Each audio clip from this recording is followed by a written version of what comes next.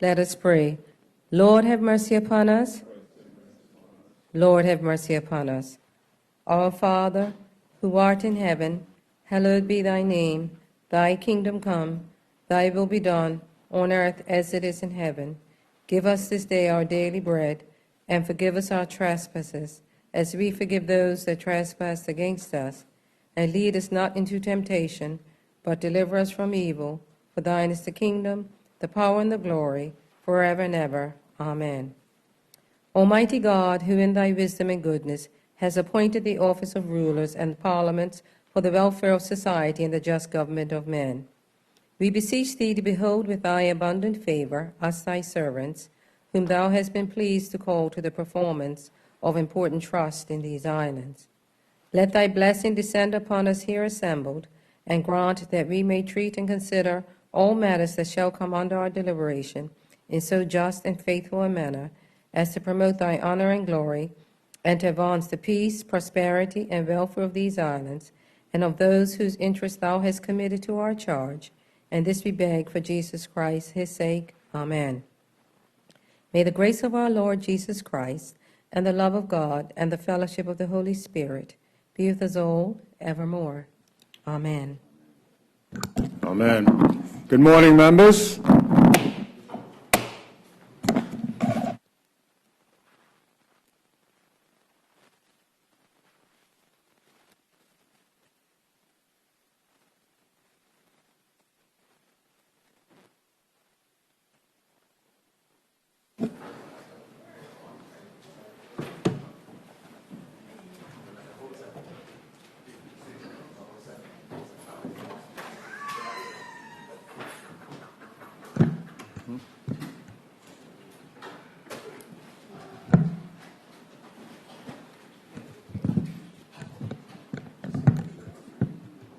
Confirmation of minutes. Members, the minutes from the 7th of June have to be confirmed. They are circulated. Any omissions or amendments? There are none. They are confirmed as printed.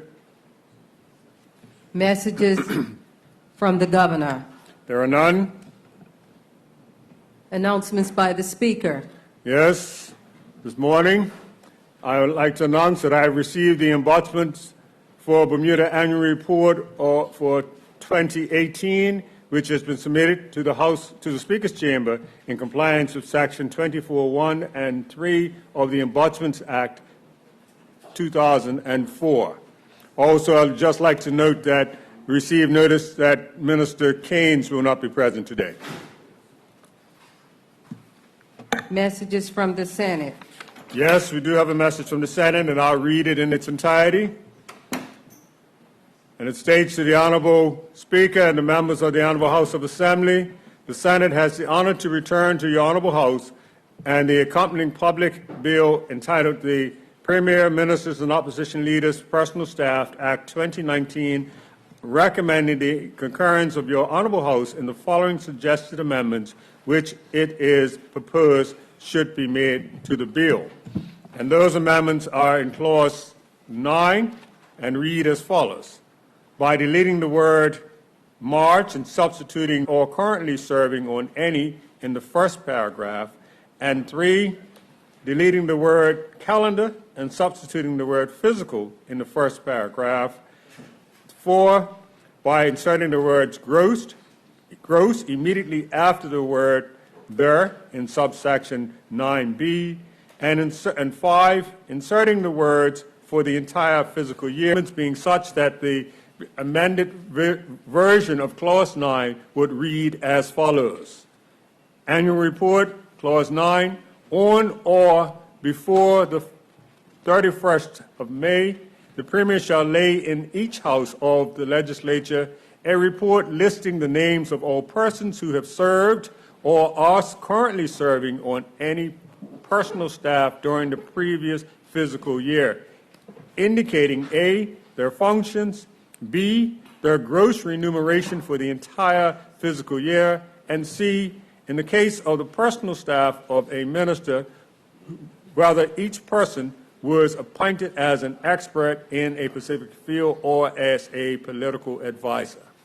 That is the entire message that we received from the Senate.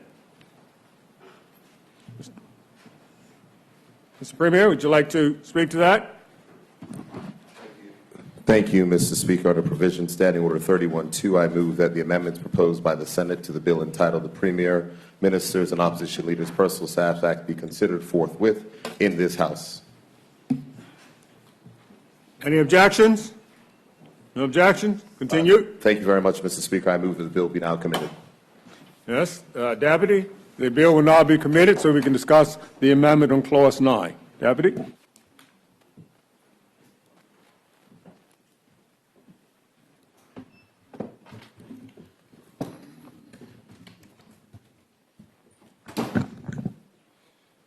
Members, we are now in Committee of the Whole for further consideration of the bill entitled the Clause 9 of the bill, the Premier Ministers and Opposition Leaders Staff Act 2019.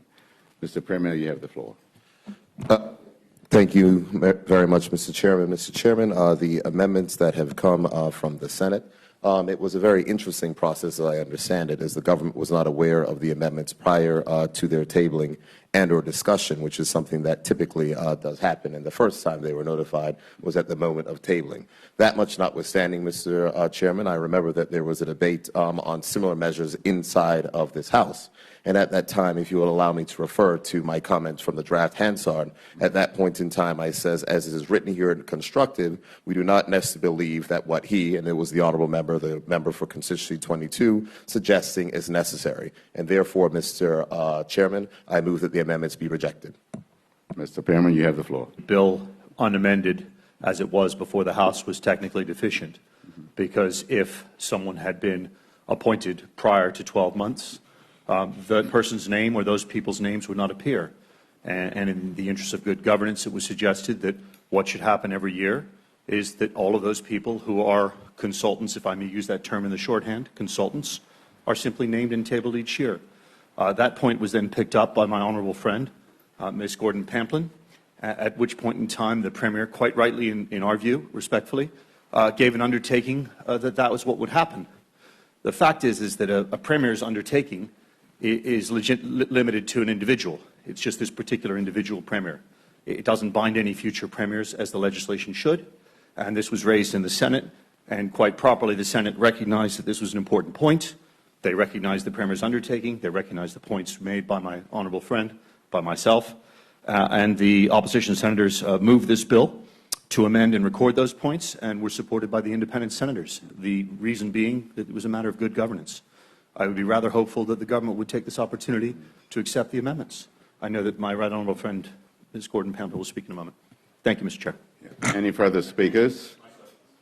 The chair recognizes the honourable member Pat Gordon-Pamphlet. You have the floor.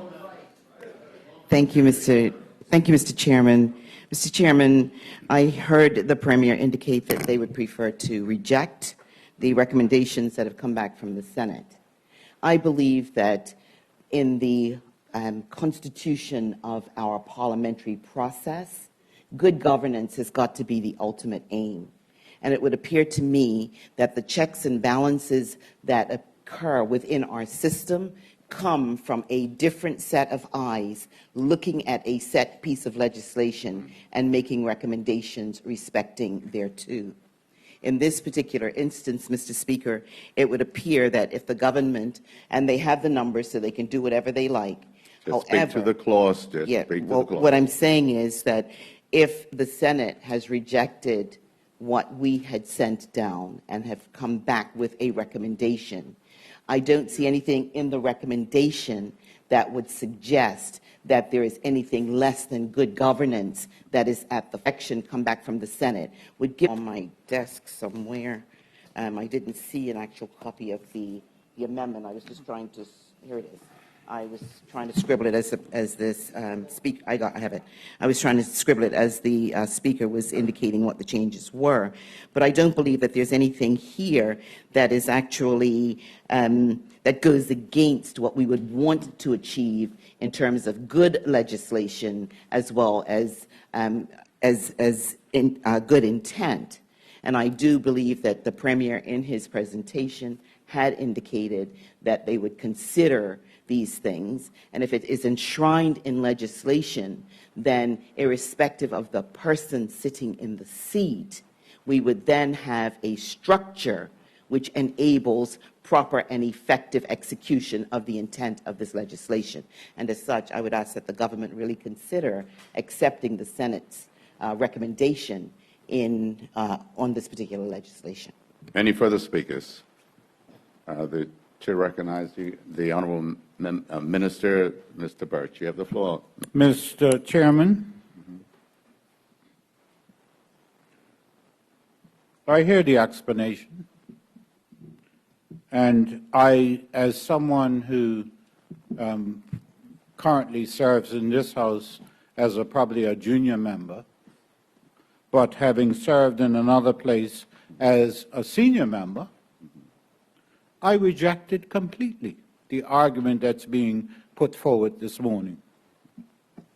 It would carry some. If the intent is good governance, then history will record that successive progressive Labour Party governments have been the poster child for good governance in this country, Mr. Chairman.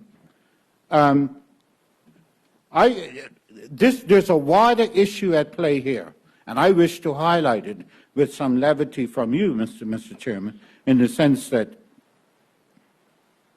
this is probably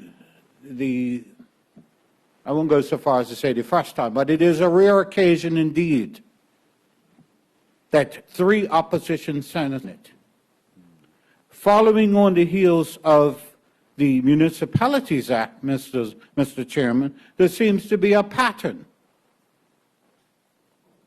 And it's designed specifically and exclusively to take advantage of, in what, in my opinion, is an anomaly in the Westminster system, where the government of the day doesn't enjoy a majority in the Senate. And I think it's unprecedented.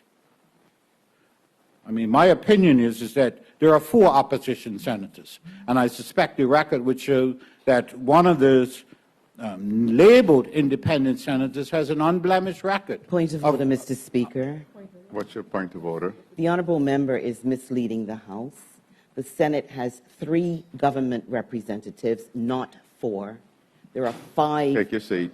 government It's not a point representatives. of order. Take your seat. Mr. Chairman, I believe I said it's my opinion, and I'm setting out the reason why I arrive at that opinion. That senator probably has an unblemished record of voting with the opposition on every single matter that comes before that chamber. You check it out. Check the record. Mr. Chairman, I must be touching a nerve. I never seen you in the Senate. I go there, Mr. Chairman. That honourable member has an almost unblemished record of not only voting with the opposition, but he gives them advice. And I am not going to sit idly by and act like I'm Stevie Wonder who cannot see or hear. The fact of the matter is that there appears to be, to me, 4 opposition senators. Okay? He votes with them consistently. I can't say whether he attends the caucus, but it would appear so. Minister, let's try to get back to the clause. Let's get back Point to of the order, clause. Mr. Chairman. What's your point of I order? believe that the member is misleading the House and impugning improper motives to the individual who he chooses not to disclose. Continue, Minister. Okay, I could do that then, Mr. Chairman. I'm talking about Senator Jardine. And if you don't know, that's probably the reason why you're no longer the opposition leader. In any case, Point of order, Mr. Speaker. What's your point of order? I believe that the member now is really starting to go into other motives than what he said at the beginning. Continue, Minister. Continue. Mr. Chairman, and so that is the reason why the government will reject this. First of all, you were setting a very dangerous precedent in our democracy, if you want to call it that. Good governance is my you-know-what. The people don't know nothing about good governance. It only suits you to talk about good governance when you're sitting on that side. Because certainly when you're over this side... Honorable, take a seat. Honorable Leader of the Opposition, we will not have those comments here. Now, either you want to serve in this House today, or you stay in order. Now, I'm talking to you, Mr. Cannonier. Thank you. Continue. Mr. Chairman, we're celebrating, I can't remember what anniversary it is next year of Westminster Parliament in this country, 400 years, I believe. I bet you the record would show that independent members of the Senate have voted against the government of the day in those 400 years, probably more times against the PLP government than any other government that existed in this country. And so you're setting a very dangerous precedent. If what is being presented this morning is true and pure,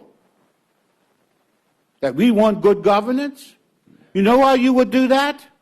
You would have consulted with the government leader in the Senate before you ambushed them on the floor. Okay? And you would have had a conversation, and that leader would have had a conversation with the leader of the country.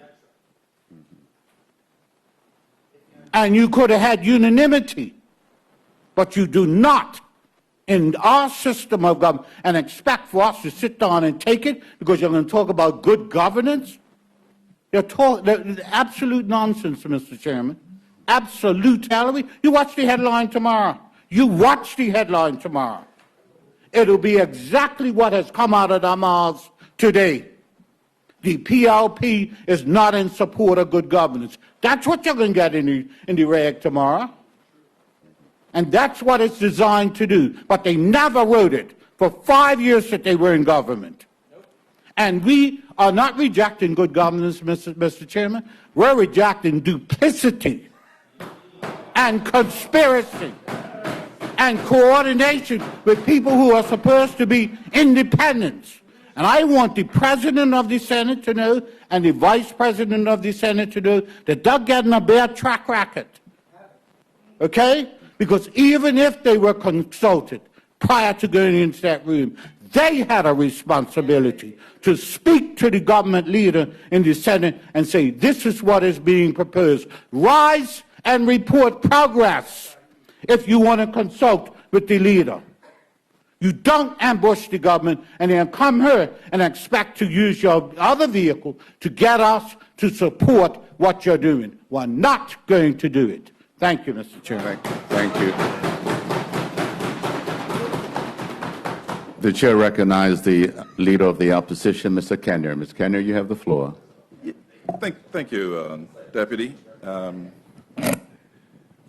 I guess in the first instance, I'd like to hear from the Premier as opposed to from a fellow minister. No, Mr. Cannonier, you don't run this House. You make your...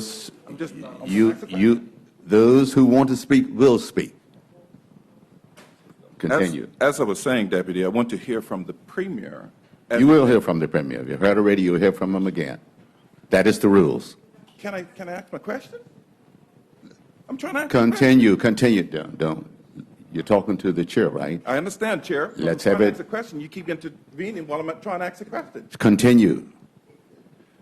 I'd like to hear from the Premier as to exactly why, with a harmless, in my estimation, and our the OBA's estimation, good governance, a harmless change to this here, which he undertook to take, as he said, why he believes Point of order, Mr. Speaker. Point of order, Mr. Chairman. What's your point of order, Mr. I Chairman? am tired of the opposition maligning the words from the Hansard. When we had this debate, I said, I do not consider these amendments necessary. That is what I said. at the time. The document is right here. So when they keep on saying there was an undertake to amend the bill, no, I said I do not consider amendments necessary, and I do believe the amendment as written accomplishes the same thing of which they are trying to do.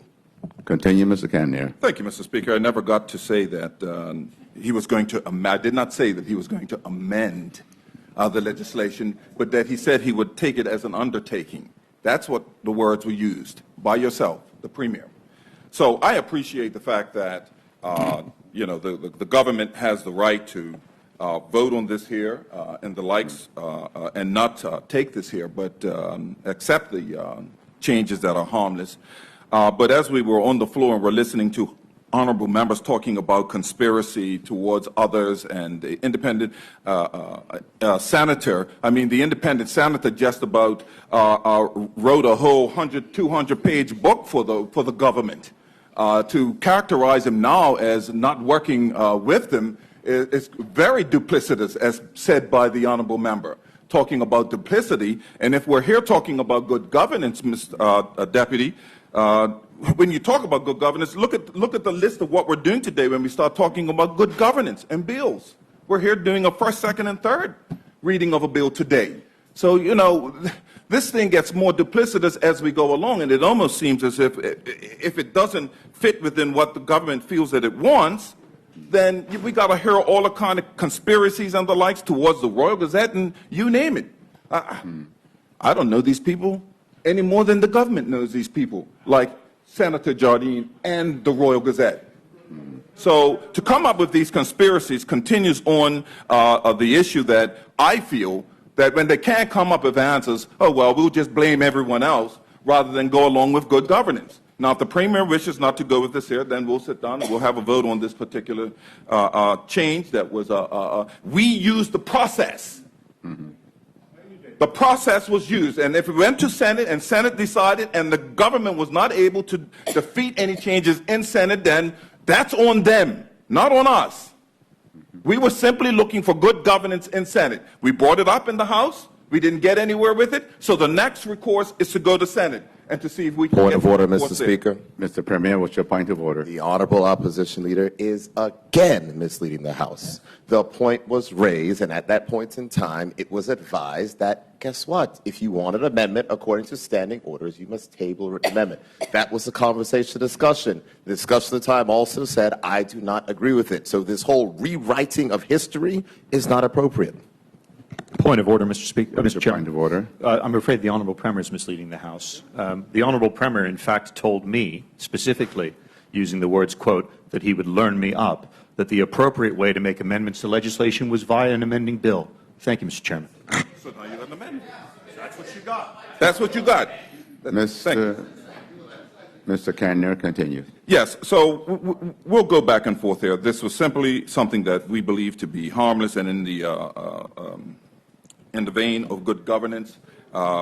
We thought that this would probably be a good amendment that was not egregious in any way, but now that we understand more clearly the reason for rejecting this bill is due to duplicity, due to the fact that there's a member within Senate that votes along with the OBA in the Senate, which could be so far from the truth. I know that we're going at loggerheads with that particular member on an ongoing basis, discussing matters. So, and certainly not in any of our meetings at all, whether it be caucus or the likes. So at the end of the day, I think it's becoming very, very clear that if the government seems to feel that it's not getting its way, then we revert to name-calling, we revert to conspiracy, and we revert to all kinds of things. And all we're looking for is good governance. So it'd be good to hear from the Premier exactly why he believes this is not in the vein of good governance. Thank you, Mr. Canier. Any further speakers? The chair recognizes the honourable member Kim Swan. Mr. Speaker, Mr. Deputy Speaker, with regards to... Now, let me, hang on, member. Let's stick to clause 9. I've let enough latitude go from the opposition and the government. Now we will get back just to the clause. I'm not having any more comments on this or that. Enough's been said, so if you want to talk to the clause, member, you can. Mr. Swan. Continue. Yes. with regards to the clause, Mr. Chairman, Mr. Deputy Speaker, one of the concerns that was raised with regards to the clause, democracy has been used. If you would allow me to just to make reference to that, Mr. Deputy Speaker, and one of the difficulties that the government would have, having spent 9 years in the other place, Mr. Chairman, is the fact that we are here elected, and Mr. Swan, Yes, let's Mr. stay Chairman. to clause 9. There has been enough commentary already. We're just here to deal with this amendment. Now, if you want to talk about the amendment, fine. We had enough history. I'll yield. Okay, thank you. Any further speakers? Ms. Gordon-Pamplin. Thank you, Mr. Speaker. Mr. Chairman. Mr. Chairman, the clause 9 says that any person who is serving or has What particular part of the clause? This you is talking? clause 9, on or before May 31, the Premier shall lay in each house of the legislature a report listing the names of all persons it used to be appointed to and has now been changed by, or not recommended to change by, who have served or are currently serving on any personal staff during the previous fiscal year rather than calendar year, indicating their functions, which is very clear and very acceptable. B, their gross remuneration for the entire fiscal year. And that is in order to be able to advise the public as to how their funds are being spent. And C, in the case of a personal staff, whether, because the legislation provides for either a political appointment or an expert appointment, so that the public really does have the right to know whether an appointment has been political or whether it has been an expert appointment. Just, if I may, Mr. Chair, the Minister for Works had indicated in his presentation that with conversation we could have had unanimity. The recommendations of the changes that have been made here are not egregious in my estimation, and it appears that the government is only concerned about the process and not what this clause is intended to do.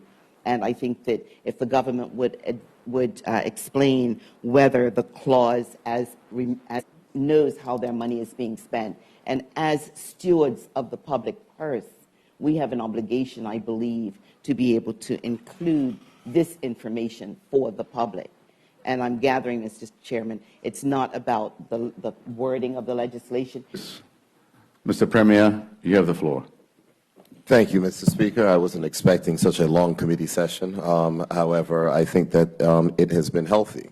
And here's what I will say, Mr. Speaker. I will say this. I find it absolutely, positively rich coming from the opposition talking about good governance when we're discussing a bill that is for the first time bringing into place the public disclosure of these particular items. Let's be clear. Before this bill, there was no public disclosure, and now in this bill, the government on its own accord is making these things publicly disclosable, and we're taking lectures on Point of order, governance. Mr. Speaker. Really? What's your point of order? Mr. Speaker. The honourable member has to appreciate the fact that What's your point of order? The honourable member is misleading the House that there's never been any disclosure. The reason why there's been no disclosure is because the disclosure has come not through legislation, but as a result of the government's intent to try to hide people that they had been hiring. Take your seat. And Take your was seat. Take your answered seat. by way of Take your parliamentary seat. question. Take your seat. Mr. Premier. See, this is the exact point. And what you're seeing, Mr. Speaker, is the precise reason. So I've heard lectures, from the opposition leader who's talking about first, second, and third readings when there is consultation. I let the opposition leader know. I called the opposition leader from a football match to say that this is upcoming. The fact of the matter is, Mr. Speaker, is that we are trying to work. Now, as the Honorable Minister of Work said, if you wanted to do this, you would have signaled it, and it would have been thrown on the government at the last minute without notice. And this should serve as notice and on general principle that if we want to have this type of working relationship, such as when we have briefings and hold briefings for opposition members so they can be fully briefed on items before, that is the courtesy that we extend. It would be decent that that courtesy would be returned from the other side. So with that, Mr. Speaker, as I have said, I move that the amendments from the Senate be rejected. It has been moved that the amendments from the Senate be rejected. All in favor of the rejection, say aye. Aye. Those against? No. It is the amendment has been rejected. The ayes have it. The bill will be reported to the House as the original bill will be reported to the House as written.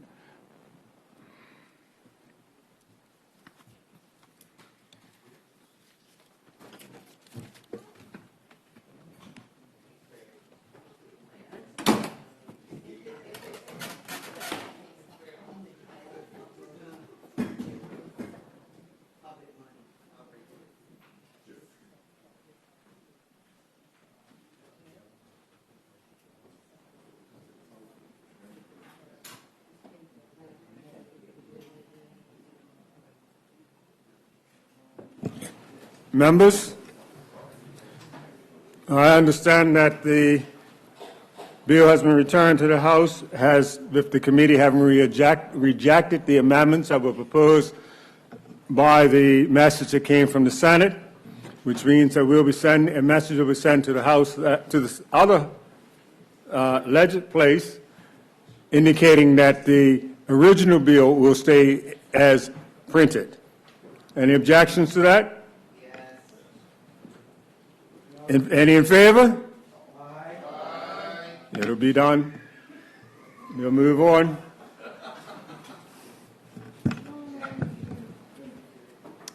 Papers and other communications to the House. There are two papers to be tabled this morning. One paper to be tabled this morning in the name of the Minister of Health. Minister? Thank you. Good morning, Mr. Speaker. Mr. Speaker, I have the honor to attach and submit for the information of the Honorable House of Assembly the Pharmacy and Poisons Third and Fourth Schedule Amendment Order 2019. Thank you. Petitions, There are none. statements by ministers. We have one statement this morning, statement from the Minister of Education. Minister, would you like to put your statement? Thank you, and good morning, Speaker, good morning, colleagues, and good morning, Bermuda.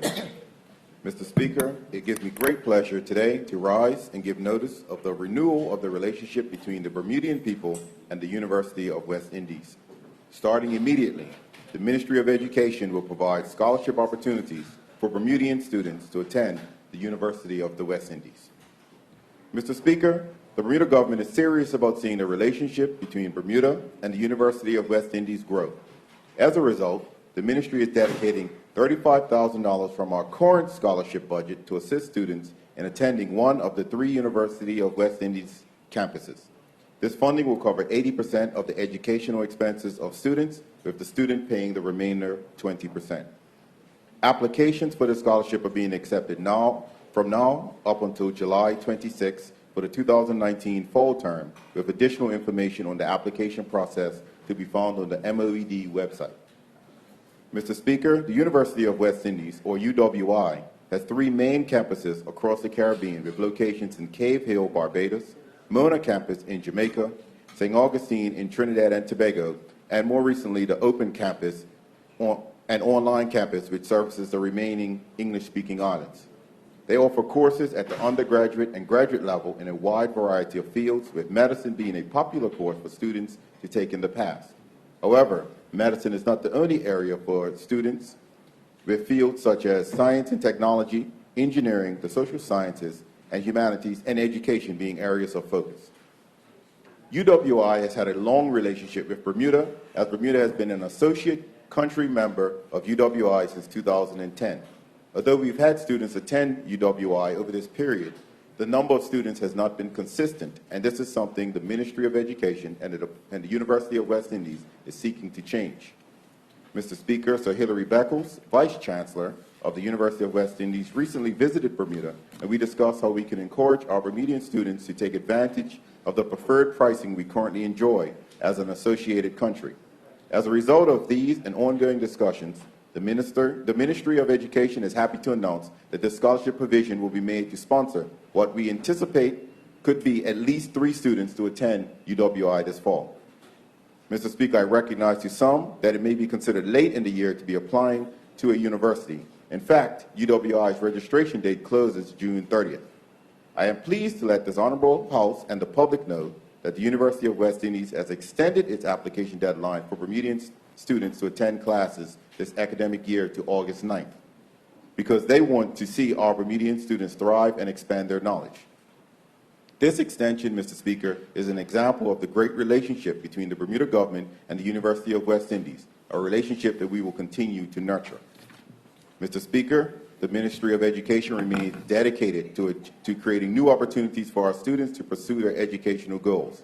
This means thinking outside the box and revisiting pre-existing relationships, such as this one, to make them more applicable to our needs today. I want to take this opportunity to thank the Bermuda College, ministry staff, and Sir Hilary Beckles, who have worked diligently to make this opportunity a reality for our students. These efforts will have a huge impact on hopefully at least 3 students' futures now and many more in the years to come. Thank you, Mr. Speaker. Thank you, Minister.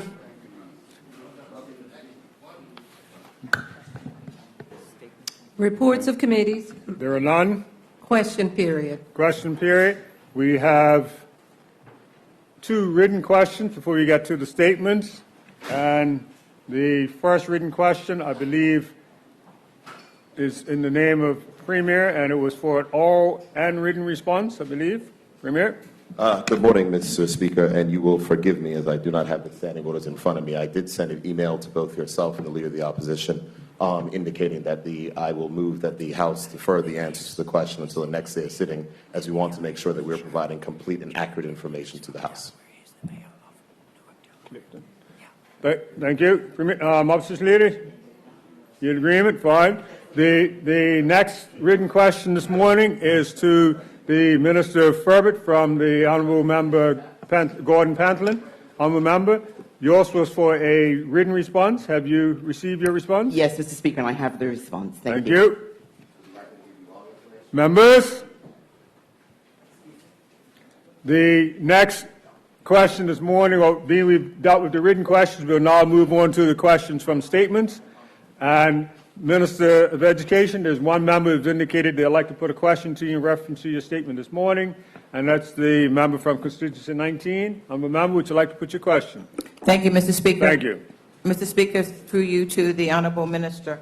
I was intrigued when it's indicating that $35,000 is going to be dedicated from the scholarship budget, but that you would be able to get 3 scholarships. Could you indicate perhaps to this House what's the range of the tuition at this particular university? Thank you. Minister would like to respond. Thank you, Mr. Speaker.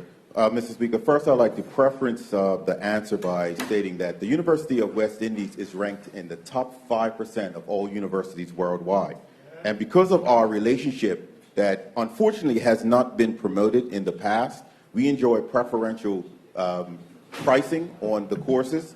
And when we looked at it, the average course per year, including room and board, is around, and range from around $9,000 to $11,000. So that's where we get the idea of potentially 3 scholarships using $35,000.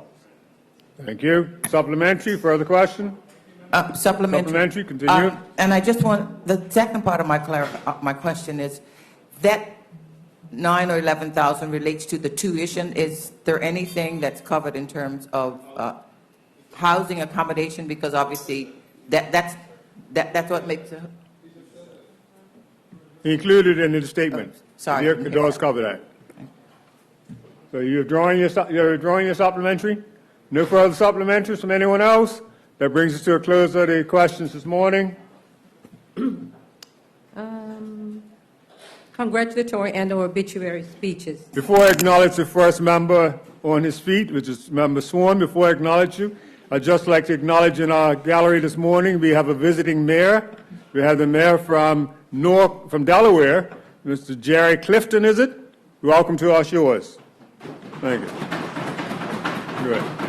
Thank you.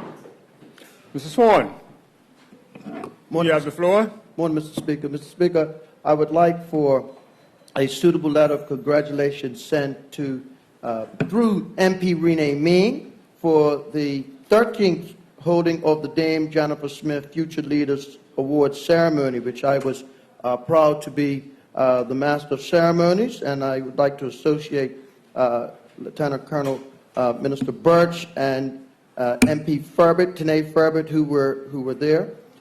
This event, as I mentioned, is an annual event which honors some 8 students from 4 schools in our region, in the St. George's community, and the students are chosen by their principal.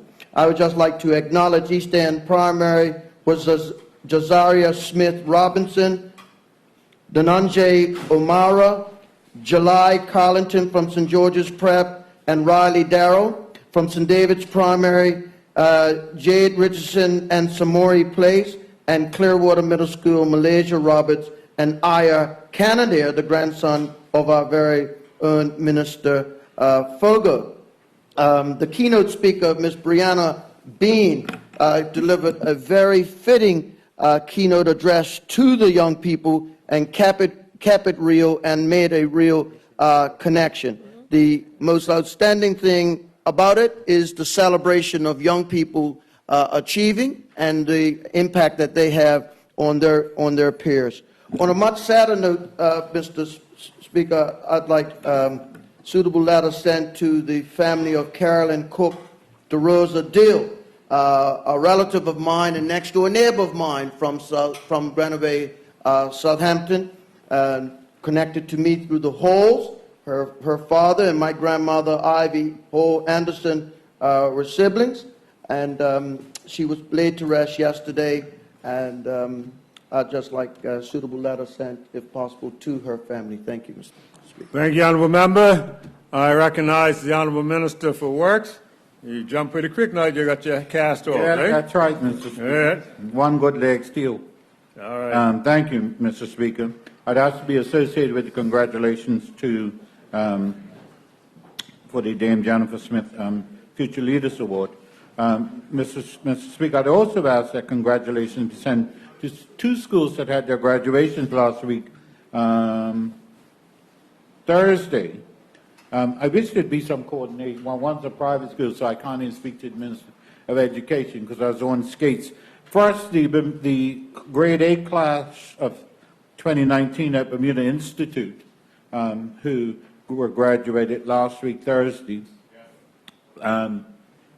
One of whom was my great niece, Mr. Speaker, who I was very proud to say is graduated with highest honors, her and one other student.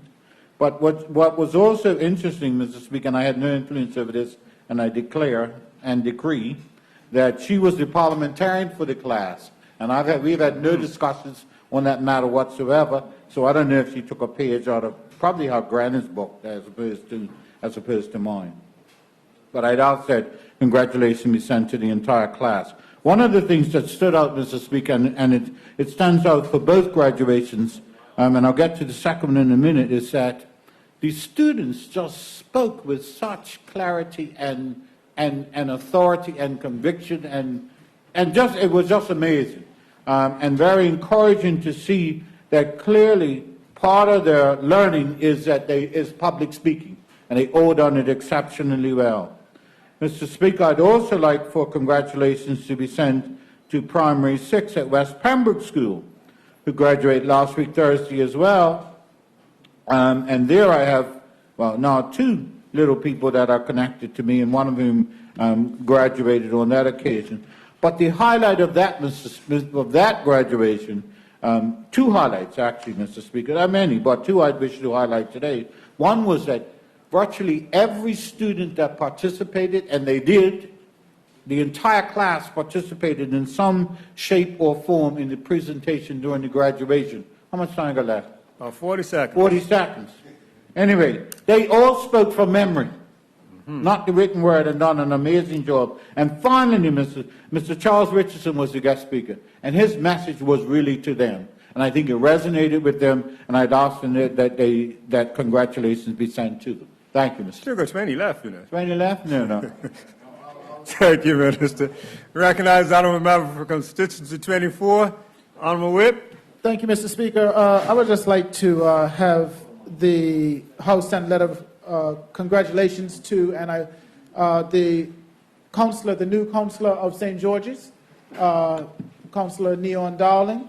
And I do have to give my interest as he was my university roommate and also high school classmate as well. So I will associate the members from constituency 1 and 2, and I just want to, and also the fact that I think it is going, and I don't know St. George's history as much as well as I know St. Somerset, but his brother is the mayor of St. George's, George Darling, and I wanted to congratulate both of them if that has not been done already.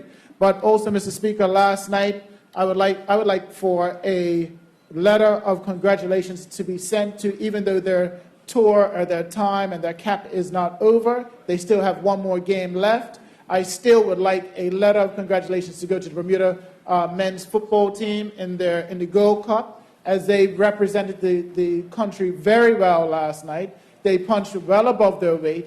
And even if you were listening to the commentators were impressed. The commentators had a new respect, and they started basically showing about how we were punching above our weight. We played better than members expected, and we got results. We got respect from the other teams, and I feel that as though we had Costa Rica on the back foot. Although it's not the outcome that we had expected or that we wanted, I believe that our men should be very proud, and the country should be proud of our national team and the way that they are conducting themselves, playing and representing the country. Thank you very much.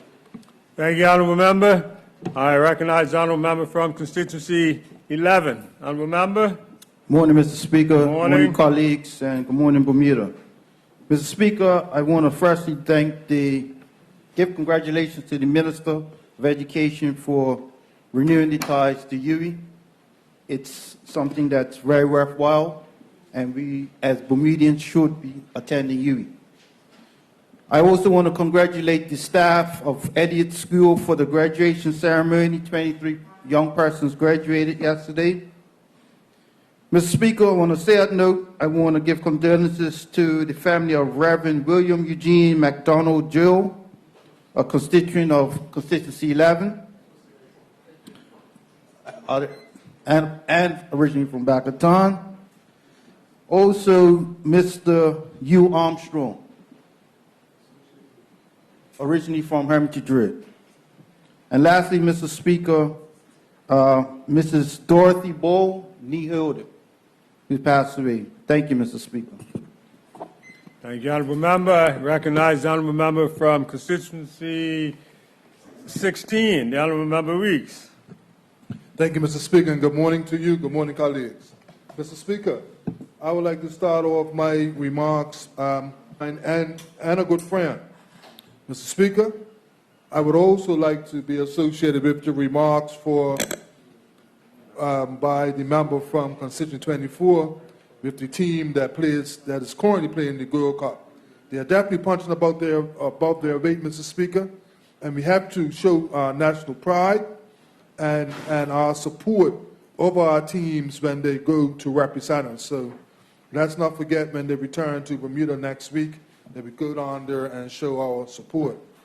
Mr. Speaker, I would also like to send some congratulatory remarks to the organizers of the Edward Cross Race 75th weekend, long distance Comet Race weekend. I'd like to associate the MP from constituency number 2. Mr. Speaker, these remarks, these these celebrations started last Thursday at East End Mini Yacht Club. And I got a real history lesson, Mr. Speaker. You talked about the first yachting club in Bermuda was actually, it was called Native, I can't remember the name of it right now, Mr. Speaker, it's left me. Senior movement. But it was, yeah, it is a senior movement, but it was formed by freed slaves in 1854, Mr. Speaker. And the reason that we celebrating Edward Crow's long distance combat race, because apparently he was the person that made the cup, or five actually, is his nephew, Mr. Edward Crow's nephew, Mr. Speaker. Yes. So with those remarks, Mr. Speaker, I would like for us to understand it was Heroes Weekend. I would like to wish you a happy belated Heroes Weekend, happy belated Father's Day, Mr. Speaker, as I take my seat. Thank you. Any other members to speak? I recognize the honourable member, Mr. Simons, right there next to him. Mr. Simons, you have the floor. Thank you, Mr. Speaker. I'd like to send congratulatory remarks to Jason Studeo and his team for the Bermuda Heroes Weekend events. The carnival was enjoyed by many, many people, locals and foreign guests alike. It's supposedly one of the fastest growing carnivals going, so I wish him all the best and continued success for he and his team in the future. I'd like to also send condolences to the late Beverly Pitt. I have known Beverly Pitt for a number of years, and it was interesting at her funeral. I thought I knew her until I heard the tributes. And I said to myself, well, I didn't know her that well at all once I heard the trip driver, and she also did commercial painting. So I'd like to send condolences to her and her family. Sorry. I'd like to also associate myself with the comments made in regards to Carolyn Cookie DeRosa Deal. She was a friend of my mother. In addition, I worked with her for a number of years, and she was always a lady, very helpful, very pleasant, and a joy to work with. So I wish her family my deepest sympathies, and I hope that her loving memory lasts forever.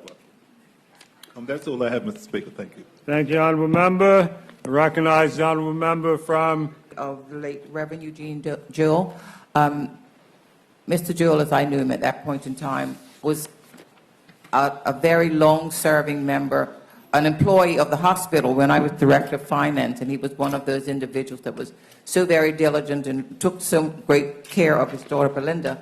And so I know that he's a man that was very committed, and I was very saddened to hear of his passing. Similarly, I'd like to be associated with the remarks that were sent to Jason Sukdeo and any of those persons that were associated with the Devil's Isle Jouvert. Not going myself, but knowing people who actually went, it was, pardon? Juvet, sorry, I should say Juvet, even though it's spelled there. Juvet. I must admit, I realize that for all those people who went, that they seem to have had a good time starting from Thursday all the way to Monday. So it's very much growing, and it's getting the type of response that I think Bermuda wanted in terms of the numbers of persons that were coming. I did hear some persons talking about the numbers of persons that were coming from abroad, and I guess we have to start recognizing that for our overseas visitors, we're going to have to pay some more special attention to their needs. And with respect to the Gold Cup, I'd like to be associated with the remarks with respect to our team. I stayed up last night to actually watch the match, and I was very much on the edge of my seat when those near misses were going by, but I'd like to think that as the member across the street, across the aisle said, we had so many congratulatory remarks made about how much we were punching above our weight, but I also think it reminded me that as we get used to being on the world stage, I don't believe that we will be quite so intimidated by the fact that we're there. And we will start to be using the qualities and the skills that I believe that we have, because once you start knowing that you're good, you will exercise and you will have some more of those things saying, I can do it, I can do it. So I'm looking forward to seeing the Nicaragua match, and I'm sure that we'll be successful. Thank you, Mr. Speaker. Thank you, honourable member. I recognize the honourable member from constituency 28, Honourable member, you have the floor. Good morning, Mr. Speaker. Morning. I'd like to send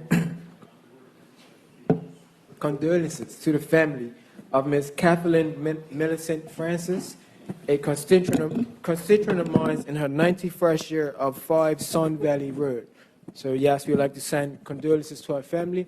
Also, I'd like to associate myself with some of the comments made earlier regarding the Edward Cross Memorial Comment Race. Congratulations to the winner, Mr. Dale Brangman, and young 12-year-old Tajari Rogers, who was co-pilot along with him.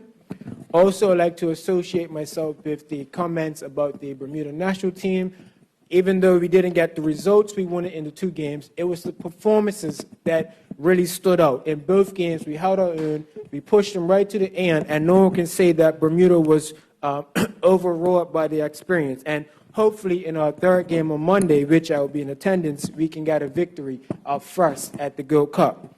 Also associate myself with the comments of the Carnival over the weekend.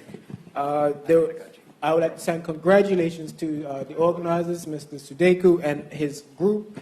Also, not just for holding and hosting a wonderful event, which I attended a number of the events over the weekend. Also, as stated by my colleague on this side, the Honorable Ms. Jackson, the number of, not Ms. Jackson, Atherton, the number of overseas guests that have come each year in the 5 years that this has been going on, we have seen an increase in numbers, so it's a testament to the product that we are putting on, which is drawing overseas visitors. And also on another hand, along with the Carnival weekend, as the road safety chairman, I would just like to send congratulations to all of those that attended these events and that they were able to take use of our sponsored minibus transportation to these events, and that we saw a safe and enjoyable weekend, that we all were able to have fun and also celebrated Father's Day. Thank you, Mr. Speaker. Recognize the Honourable Minister from Education. Honourable Minister, you have the floor. Thank you, Mr. Speaker. Mr. Speaker, I'd like this House to send congratulations to the graduates of Success Academy who passed out yesterday. Mr. Speaker, Success Academy is an alternative education program in where sometimes we have students who just don't respond to the traditional ways of teaching, and we have these special programs for them. I was very moved by watching Mr. Scott Bean and Mr. Kenyade McQueen graduate. It's a special case of Mr. McQueen as he's graduating with his Penn Foster diploma, which is an alternative pathway to graduation that has been put in place by the Department of Education as we identify that children do learn differently, and as we're putting additional processes in place for them to achieve education achievement. As a result of these 2 young men graduating from Success Academy, I have pledged the Ministry of Education to include them in our College Promise program. And our College Promise program, Mr. Speaker, is any students who achieve the appropriate GPA will be able to attend the Bermuda College tuition-free. So these 2 young men, and both of whom want to attend the Bermuda College, one wants to study culinary arts, the other one wants to become an electrician, will be able to attend the Bermuda College this fall should they enroll tuition-free, Mr. Speaker. Thank you. Thank you, Honourable Member. I recognize the Honourable Member from Constituency 23. Honourable Member Pantherland, you have the floor. Thank you, Mr. Speaker. Mr. Speaker, on a very sad note, I would ask that this Honourable House join me in sending a note of condolences to the family of the late Nadine Matt.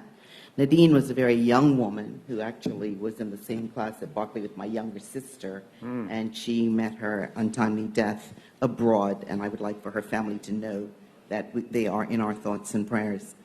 On a happy note, Mr. Speaker, over the weekend, over the Heroes Weekend, the Department of Labor, Community and Sport held a celebration of the heroes that had previously been inducted. It is known that we did not have a new hero to be inducted for this year of 2019. However, they did something different this year in recognizing not just the heroes who had previously been inducted, but to invite the members of the families to give personal tributes on their interaction with the people who were national heroes and how those heroes have impacted their lives. I have to declare my interest, Mr. Speaker, in as much as my father, the late Dr. E.F. Gordon, is one of our national heroes, and I did have the privilege and the pleasure of being able to present on behalf of my family a personal tribute. But all of the national heroes, Gladys Morale, Sir Edward Richards, Paulu Camaricafego, Sir John Swan, who am I missing? E.F. Gordon, Dame Lois Brown Evans, who was the very first national hero, and I think I'm missing one. Mary Prince. Every either member of the family or designated individual was required to give a presentation, and everybody's presentations were absolutely well received. And I'm sure that the Deputy Premier would want to be associated with these remarks, as he was in attendance and had the opportunity to greet the members of the families who were actually presenting on behalf of the national heroes. Thank you, Mr. Speaker. Thank you, Honourable Member. I recognize Honourable Member Moniz. You have the floor. Thank you, Mr. Speaker. I don't believe this one was done.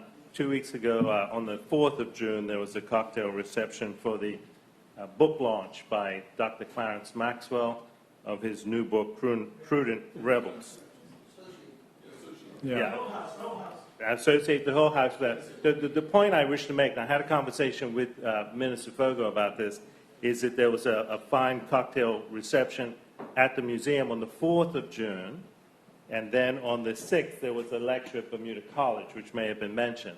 The lecture at Bermuda College was an excellent lecture and was filmed, and I'm encouraging the government to put that up on YouTube as well as putting it on CITV. I'd also like to give credit to Dr. Theodore Francis II, who's a co-author, and Alexandra Mears Kessler, who's the other co-author of that.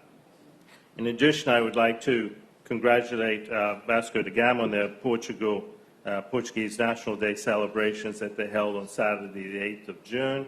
The Deputy Premier was present at that, as was Minister Fogo, and it was a fine reception. Thank you, Mr. Speaker. Thank you, Honourable Member. Does any other Honourable Member? I recognize Honourable Member Tyrrell. You have the floor. Thank you, Mr. Speaker, and good morning. Good morning, colleagues.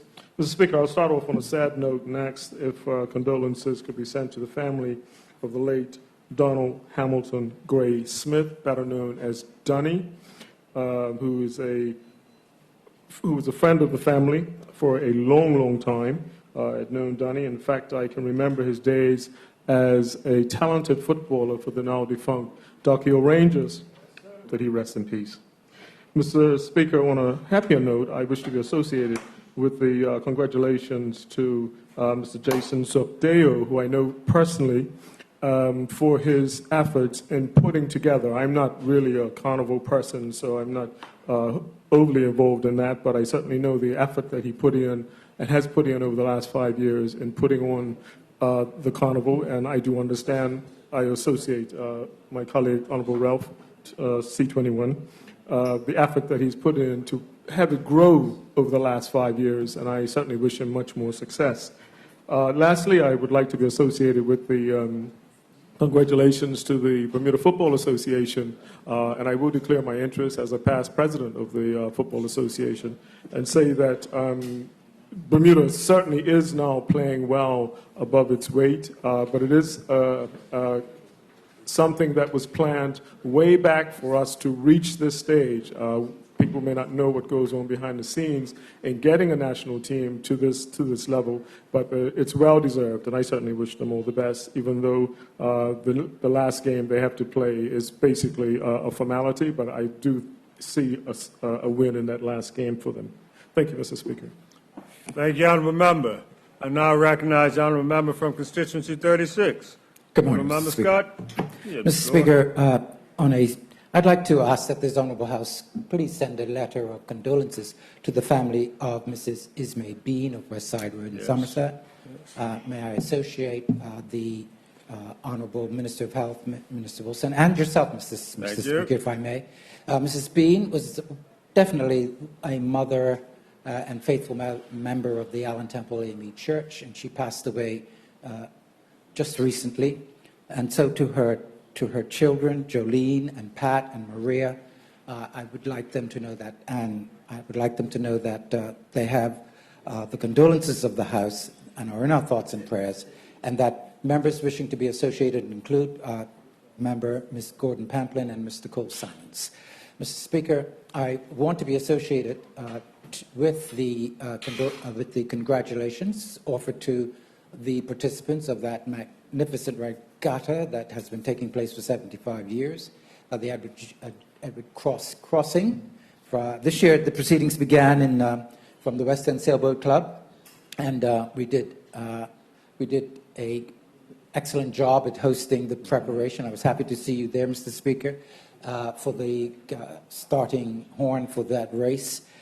This year, the enthusiasm was high. When we were there, Mr. Speaker, I know that we both saw a number of young sailors there, and this bodes well for the regatta, in that it'll have a future. So it went off very well, and I commend all three placers. First, second, and third were St. Georgians. So I want Member Ms. Ming to know that I stood and commended the people from the East on this matter. Thank you. Not this year. Not this year. Anyone else like to speak? No other speakers? We'll move on. Matters of privilege. There are none. Personal explanation. There are none. Notice of motions for the adjournment of the House on matters of urgent public importance. There are none. Introduction of bills. There are two bills to be introduced this morning. The first is in the name of the Minister of Finance. Minister, would you like to present your bill? Good morning, Mr. Speaker. Good morning. Mr. Speaker, I'm introducing the following bill for its first reading so that it may be placed on the order paper for the next day of next day of meeting. Economic Substance Amendment Act 2019. Thank you. Minister of Health, would you like to introduce yours? Yes. Thank you, Mr. Speaker. I'm introducing the following bill for its first reading so that it may be placed on the order paper for the next day of meeting, namely the Medical Practitioners Amendment Act 2019. Thank you. Orders of the day. Orders of the day. Just for the sake of clarity, on our order paper, we're going to adjust the number of items as they've listed. So the first order that we dealt with this morning is the second reading of the Government Loans Amendment Act 2019, which is listed as item number 4, but it's going to be item number 1 in the name of the Minister of Finance. Minister, would you like to present your bill? Thank you, Mr. Speaker. Mr. Speaker, I would move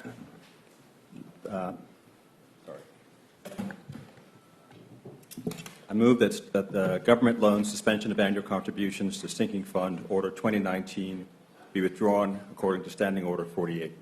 Just for clarity for the House, the item number 2 listed is actually being withdrawn, so we can do item number 4. Item number 4 will allow us to, or item number 1, which is now. So the first order of business was that the minister had to remove item number 2, which he's done, and now we'll proceed on to item number, the second reading of the Government Loans Amendment Act 2019. Minister? Thank you, Mr. Speaker. Mr. Speaker, the government wishes this honorable House now to give consideration to the bill entitled the Government Loan Amendment Act 2019. The bill seeks to amend the Act to provide the Minister of Finance with discretion with respect to making the sinking fund contribution. Mr. Speaker, effective 31st of March 1993, the Government Borrowing Sinking Fund was established as a separate legal entity for the repayment of government borrowing under the provisions of the Government Loans Act 1978. During each financial year, the consolidated fund of the government is required to pay to the GBSF 2.5% of the gross public debt outstanding in the consolidated fund at the end of the preceding fiscal year.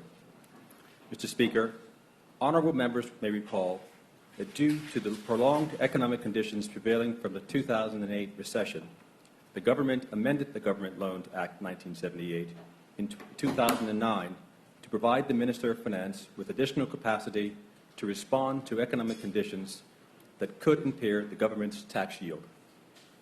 One of the changes made enabled the Minister of Finance to postpone the annual contribution into the sinking fund, while another amendment provided for the Minister to determine that the interest expense on long-term public debt be paid from the sinking fund if necessary. The assets of the sinking fund are invested in accordance with the Public Funds Act of 1954 and are shown as a reduction of debt issued on the Consolidated Fund's Statement of Financial Position.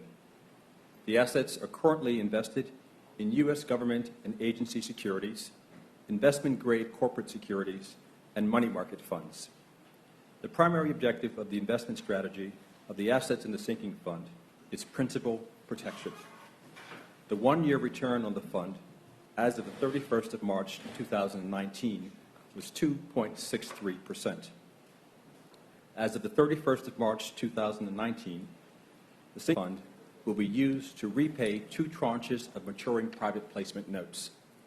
These repayments will reduce our annual interest cost by $12.1 million and lower our weighted average cost of borrowing from 4.591% to 4.437%, or a reduction of 15.4 basis points. Mr. Speaker, I am pleased to advise this Honorable House that on the 21st of May 2019, government repaid $100 million of private placement notes that had matured. This action reduced our gross debt by $100 million, but the net debt remained unchanged, as the balance in the sinking fund was used to fund the repayments of the notes. Mr. Speaker, in uncertain times, fiscal rules must accommodate volatility in the funds available for future budgets. Sluggish international growth may contribute to limit Bermuda's ability to increase GDP, generate or sustain employment opportunities, and increase government revenue to support the provision of services.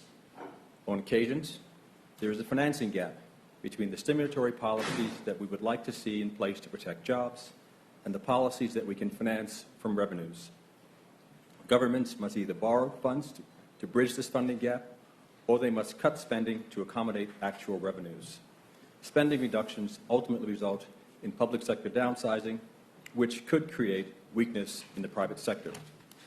Mr. Speaker, over the last decade and a half, Bermuda has experienced recurring budget deficits and a growing national debt, coupled with periods of negative economic growth.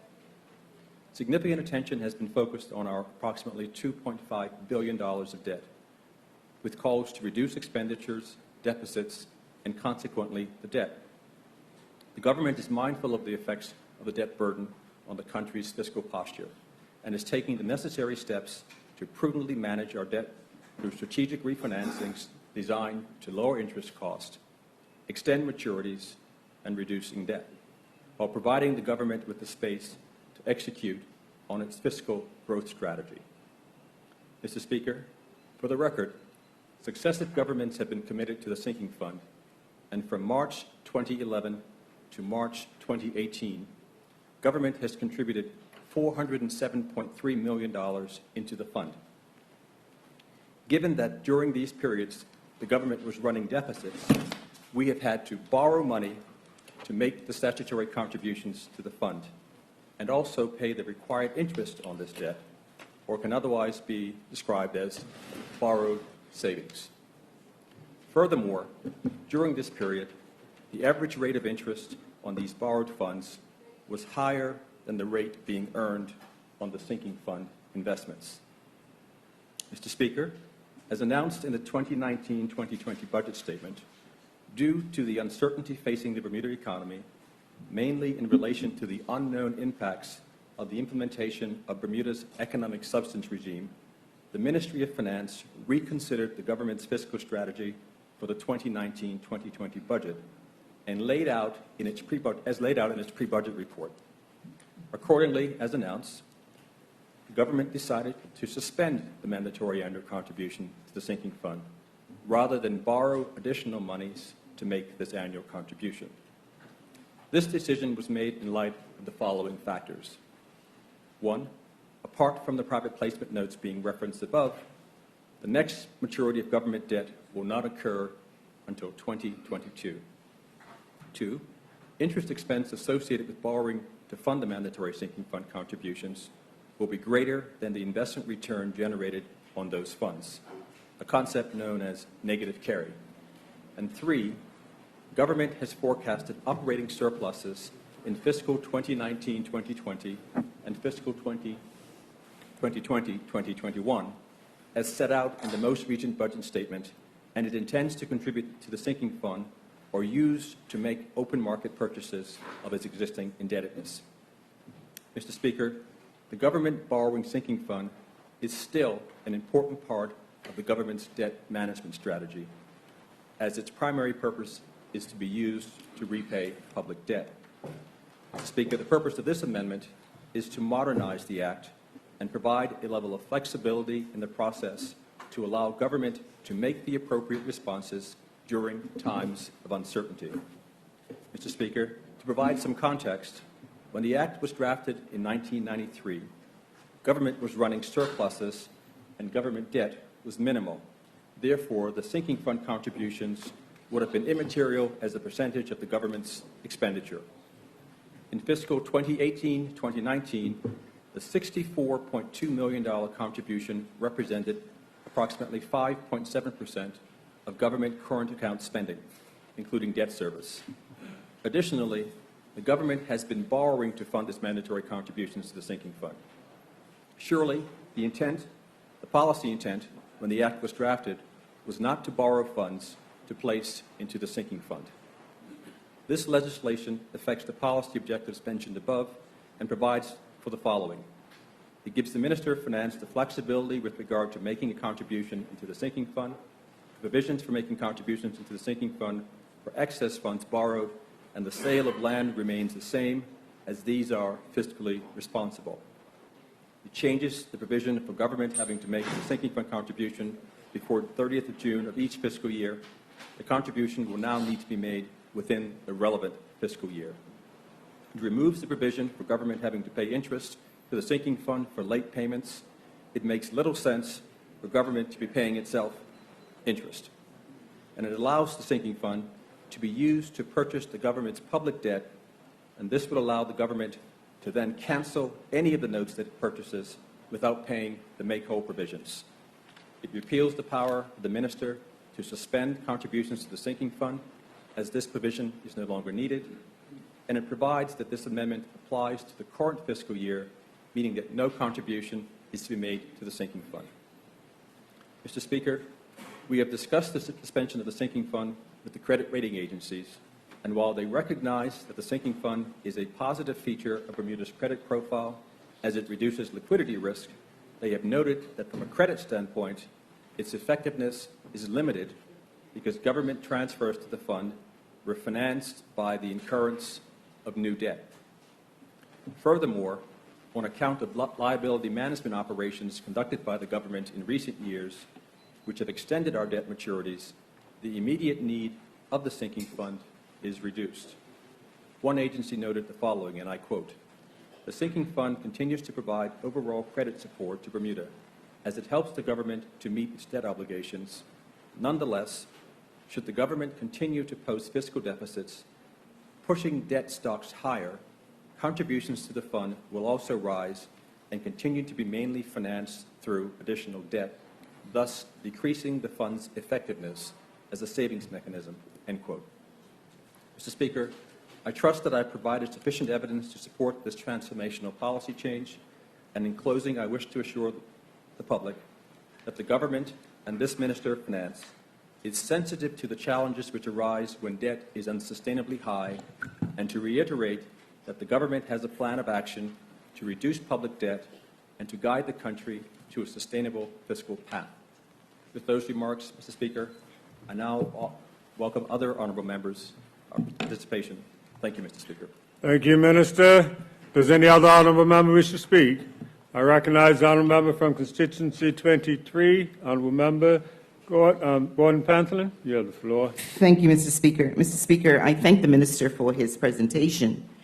It is interesting that we are here taking this step to modernize, as he has indicated, the Government Loans Act so that the sinking fund becomes a more focal and focused point of what the government intends to do with its financing.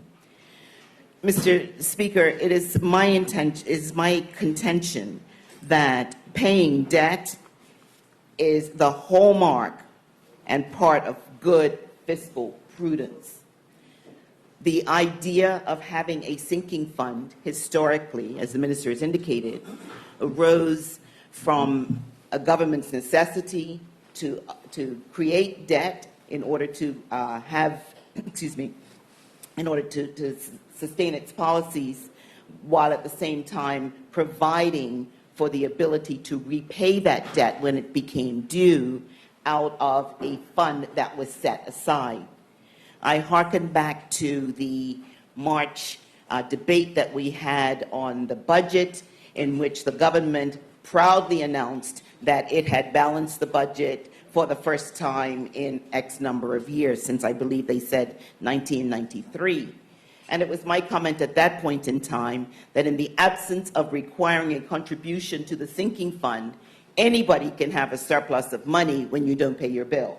And that effectively is what the sinking fund caused us to focus on. Make sure that when you know what your income is, you know what your expenditure needs to be, you need to manage your finances in such a way that you do have extra. Clearly, as the minister has indicated, with the government's inability to manage its processes and its financing in such a way to produce surpluses in the budget, then clearly it doesn't make sense to have a legal requirement to put money into a sinking fund when that money is not there. So to borrow money at a higher interest rate, to be able to put it into a savings account that is generating a lower interest rate with a negative interest impact, clearly doesn't make sense, and we understand that. But there's one thing that I believe that we must focus on, and that is that the government must appreciate that we've got to cut the suit according to the cloth. And as the honorable member from constituency 2 always says, you must measure twice and cut once. And what we've seen, is a reluctance by the government to be able to curtail its expenditure. So it is effectively business as usual, and then there's no money left over to save. I think that that has got to be the key. We don't want to borrow money at a higher interest rate than we're getting in terms of the investment income that we are earning. But by the same token, if we don't take the steps to curtail our expenditure and to really tighten our belts, Mr. Speaker, we're going to consistently find ourselves in a situation of having additional debt that we are going to be hard put to repay.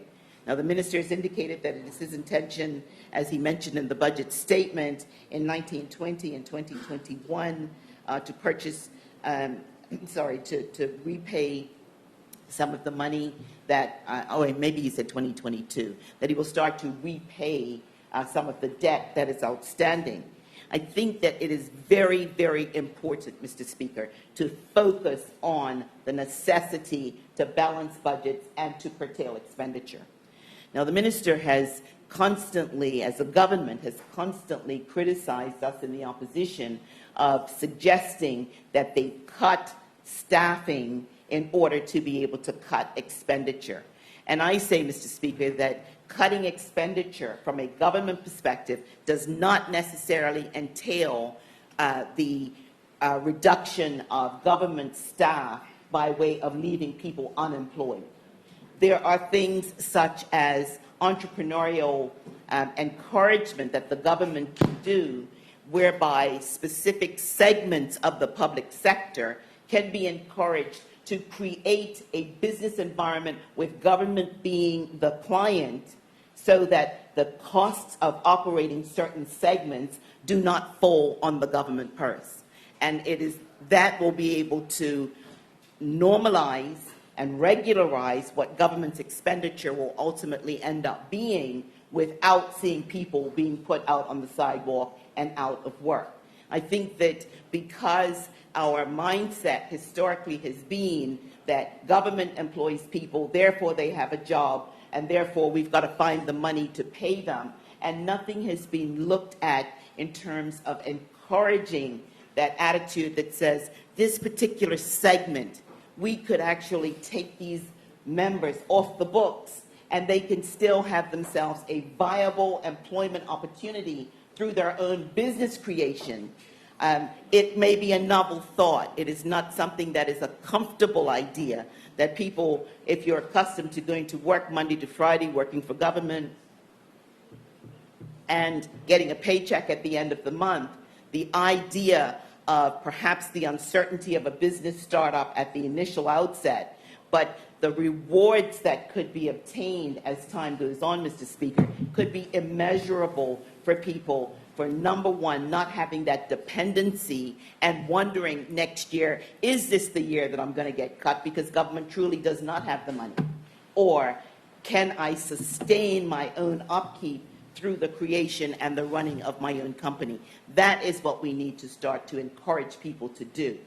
Mr. Speaker, when our young people come back from college, I can remember, if I can use a personal anecdote, my younger son was going off to college. His father said to him, you need to go to school, get educated, get your degree, come back and get a job. And my son's reaction to his dad was, yeah, like you, Dad, and have a heart attack in the process. So the attitude that our young people have is a little bit more liberal in terms of they're looking for their own opportunities to be able to sustain themselves, to create businesses. And that same young man of whom I speak, Mr. Speaker, is now living in Cambodia with a company that he's operating and the ability to sustain himself in his own business environment, and not having taken the advice of his dad to come home, to go to school, get educated, come home, get a job, and hope for somebody to hand out a paycheck to you at the time, at the end of the week. So I think that we have to look at empowering our people, Mr. Speaker, in a circumstance in which they can sustain themselves, still be able to live, and to be able to adopt a business model that will suit them and their families, and not continue to be a burgeoning responsibility for the government. So, Mr. Speaker, while I understand what the minister is trying to do here with this legislation, it is critical for us that we start to look at the methodology by which we can retire the existing debt that exists, that we have, and then we also need to ensure, Mr. Speaker, that we do not continue to dig ourselves into a bigger financial hole. The one thing that a sinking fund contribution has done historically is to focus, and notwithstanding that as time, I think into the early 90s and into the mid-90s, as the minister indicated, the government was operating on surpluses, and therefore it had minimal debt, and therefore a contribution to a sinking fund was not a major challenge at that point in time. In 2009, as the minister indicated, there was an amendment to the Government Loans Act to suspend the necessity to deposit money into the sinking fund because that money wasn't there. And I believe from 2009, certainly for the next 2 years, that attitude of saying that we didn't have the money to put into the sinking fund was a critical part of the government planning process. Certainly from 2012 into 2017, notwithstanding that money was put into the sinking fund, it was at a cost. But sometimes, Mr. Speaker, we look at the cost. And while I say the delta between the borrowing cost and the return on investment cost, which I think the minister indicated was sometime averaging out to 4.591% of cost as against a 2.63% return on investment, what we have found, Mr. Speaker, is that you put the money in that account, it forces you to be aware of exactly what it is that you have to work with. And it forces you to start to look at cutting back where you can cut back. We were criticized as a government, Mr. Speaker, in every step of the way by saying that you've cut back on staffing, you've cut back on this, you've cut back on that, but we were looking to cut the suit according to the cloth. When this government took over again in 2017, it was like, just throw caution to the wind. Let me just go back. Let's bring on all the people. Let's forget about all the savings that had been made during the course of the 2012 to 2017 period of time. And let me just, bring back everybody, forget about the expenses, do what we have to do, and still and get to budget time for 2019-20 and say, we've balanced the budget, but there had been no contribution to the sinking fund.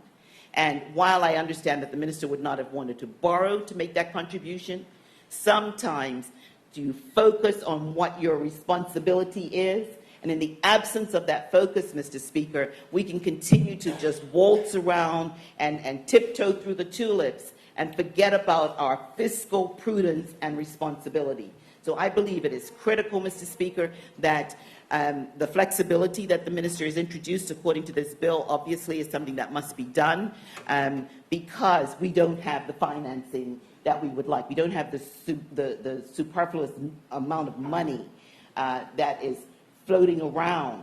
We had to consider that the bill that we're going to be debating in a little while in terms of the economic substance, that it was going to create it could conceivably have created a negative impact on our Bermuda finances and the money that was going to be available and whether companies were going to stay or not. So I understand that this was a consideration at the time, but I believe that it is critical for us to know that whatever we do, we have to stick with the premise that paying debt is a part of our fiscal prudence and that we should make sure that we continue to infuse a fiscal discipline in everything that that the government intends to do. So we don't want to see the government going further into debt and paying money to be able to sustain the debt that they have by going into debt to save money, to pay off money later on. It also doesn't make sense to pay interest on the outstanding contribution to the sinking fund for government to pay interest to itself. Obviously, that is something that we can certainly support. But I believe that if I make no other comment today, that the importance of fiscal prudence has got to be the methodology by which government proposes to conduct the people's business going forward so that we will find that we are in a position to pay off whatever debt exists, to repurchase any public debt that we have out there, Mr. Speaker, and to minimize the necessity for payments. This can only be done when we start to look at slimming down our overall expenditure or increasing our economic activity, because that's the other side of it, Mr. Speaker. We can continue with all the expenses that we have at the moment, but if we don't increase our economic activity to bring more money into the kitty, Mr. Speaker, we're going to find that we're going to be challenged. We're going to be challenged with this problem for time immemorial. And certainly, I know that from the people of Bermuda, within this last budget, Mr. Speaker, they were taxed and taxed and taxed and taxed, and everything they looked at, we get complaints on a daily basis. We have so many new taxes. We have so many increase in taxes. We had foreign currency purchase taxes, which went up. We had land taxes that went up. We had commercial entity taxes that went up. We had, sugar tax that went up. Everything went up, and people are complaining about the fact that they have to pay more taxes. Mr. Speaker, the only way that we're going to be able to get money into the government kitty is for there to be tax infusion or new economic activity. And what we have not seen, we've heard comments about the intent, but we have not seen the intent for economic activity become a reality so that the people of Bermuda can get some kind of relief. So we need to be able to be pushing as a parliament, as a country. We need to be forcing ourselves not just to save, but we need to be able to come up with effective budgeting whereby we know exactly what money is coming in, what money we have to spend, and how we can be able to salt away some in order to retire the existing debt for the benefit of the people of Bermuda. Thank you, Mr. Speaker. Thank you, Honourable Member. Does any other Honourable Member wish to speak? We recognize Honourable Member Moniz. Honourable Member, you have the floor. Thank you, Mr. Speaker. I would like to follow along in a similar vein to my honourable colleague, Gordon Pamplin. The minister in presenting his case from a finance point of view is being most persuasive. He's saying, well, it doesn't make sense putting money aside if you're borrowing to put it aside, or if you're paying interest on it, and the interest you get on it is less than the interest that you pay on your outstanding debt. So he's made a very convincing case. But unfortunately, once he makes that case, it's very difficult to imagine a situation when he would see it as appropriate to pay into the sinking fund. So, I mean, is he quietly here just getting rid of the sinking fund? I mean, he's saying, oh, well, you know, I'm giving myself greater powers to not pay into the sinking fund, and it never makes sense to pay into it. But in the future, if I ever think it's sensible to pay into it, I'll pay into it. Well, in what circumstances would the minister say it would make sense to pay into the sinking fund? Are there any conceivable, likely circumstances where this Minister of Finance would see that it was sensible to pay into a sinking fund? Some of us accused of being old-fashioned, and perhaps we are. You know, people like to keep a little money aside for an emergency, for a rainy day, however they keep it, whether in a bank savings deposit, etc. And, you know, clever people would say it makes no sense. But sometimes it's useful to have a buffer so that when you can come along, you can make payment on some unexpected circumstance where you have some money, you need money all of a sudden, and maybe the cost of borrowing is high, you need the money, and you've got it there. You've stashed a bit of money aside for that rainy day. The rainy day comes, and there the money is. So all those people who said you were terribly foolish to put any money aside suddenly say, oh, he was a clever chap. He put some money aside. He was ready for that totally unexpected circumstance where he needed money suddenly and it would be difficult to get. So perhaps the minister in his response can say what exactly the circumstances are when he would see it as sensible to start putting money into the sinking fund again, or is it a highly unlikely event? The difficulty I have, you know, in the case he makes for this year is a sensible case in the difficult economic circumstances that Bermuda presently faces. We've got to be realistic here. We have an economy in the doldrums. We've had increasing taxes. We have an aging population. We've had 12 or 13 months of retail sales declines. We have insurance companies that are consolidating and merging and laying people off. There have been hundreds of people laid off.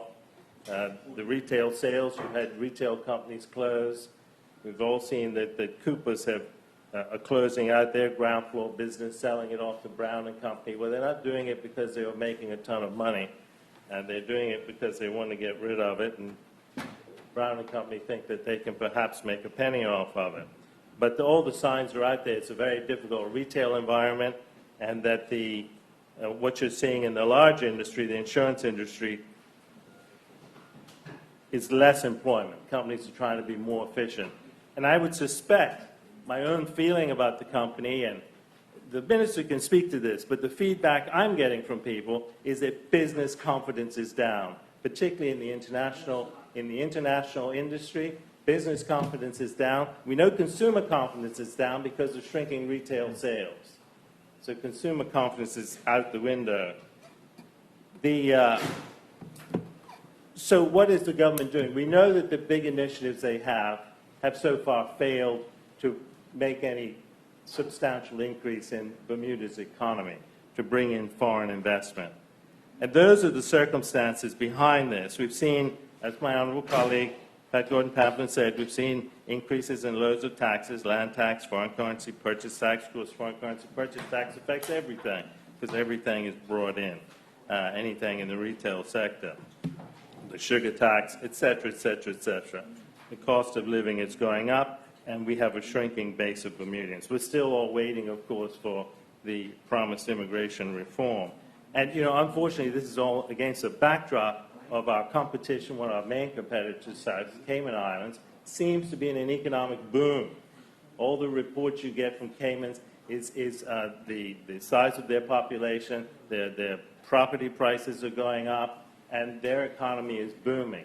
So, you know, we would assume that from economic terms, they're doing something right. While we sit here, we certainly appear to be in the doldrums. So that's my difficulty with the sinking fund. That's your money for a rainy day. To me, the minister's taking it because we're in a rainy day. That's where we are. He's in difficulties financially, so he's saying, I've got to take this money and use it to pay down debt because we don't know what else to do. And that's why I want to see more of a plan for him. Where are we going forward? Are we just going forward on a wing and a prayer, or is there a real financial plan to reinvigorate this economy? So far, I just have not seen that, and I wish that the minister could share, not necessarily with me in the House, but with the members of the public, where he sees this economy going. We've already seen, you know, warnings. It came from the SAGE committee. It came from the National School of Government that the size of the public service was too large, there are too many public employees. But what we've seen under this government is encouragement to hire more people, while at the same time cutting services. So, you know, as I've said many times before, you have trash being collected once a week. We've had difficulty with the buses, but we see more people being hired. And from our point of view, you see the wrong message being sent. You know, where the Premier says, oh, I'm encouraging my ministers without personal staffs that they should rush out and hire personal staffs. And somehow thinks this doesn't result in greater number of public employees. Those are the challenges, I think, that this Minister of Finance knows he's facing, and I would like him to be a bit more specific about where he thinks we're going to be next year, whether he's going to be putting money into the sinking fund, or under what circumstances he would consider putting money in. Thank you, Mr. Speaker. Thank you, Honourable Member. Does any other Honourable Member wish to speak? I recognize the Honourable Member from Constituency 2. Honourable Member Swan. Yes, Mr. Speaker. As I listen, I'm reminded of the sky is falling syndrome, and it's an important political narrative that would have persons buy into an opposition narrative aimed at trying to point the government in the worst possible light. I don't speak for the Minister of Finance, but I support the Minister of Finance, my colleague, and I know he's quite able and prudent in his measures. And I am sure that he understands all of that is required to save for a rainy day. I find it interesting that the opposition, who were once the government, went into significant deficit spending using taxpayer money on the backdrop of cutting the same services that they're suggesting that this government is prepared to boost them. We make no apologies about being concerned about the workers of Bermuda, and we are very mindful of the reality that caused the government in the mid-2009, 10, 11, 12 period to have to go into deficit spending. It was called a recession, a global one at that, one of which the opposition, of which I participated very ably in, were quite successful in blaming the government for a global recession. We did that. It was a narrative in 2009 that as companies were leaving Bermuda, it was because of the PLP. We did that and did it well.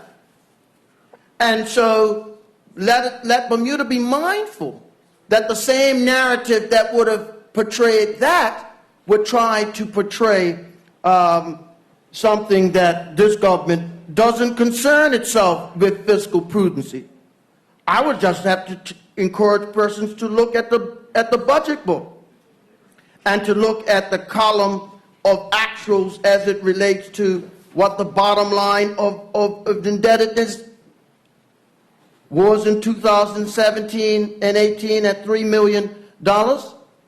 If you look back, if I had the budget book for, say, 2014-15, the actuals when the opposition were the government inherited would have been probably around 1.92 million. Very little discussion took place about the $1 billion of indebtedness that took place under that administration. Very little ink was given to that. And when you look at that narrative that the sky is falling narrative, if $3 million in indebtedness, $3 billion in indebtedness was the actual in 2017-18, what this finance minister has portrayed in an estimate that goes down as far as 2021-22 is the same $3 million.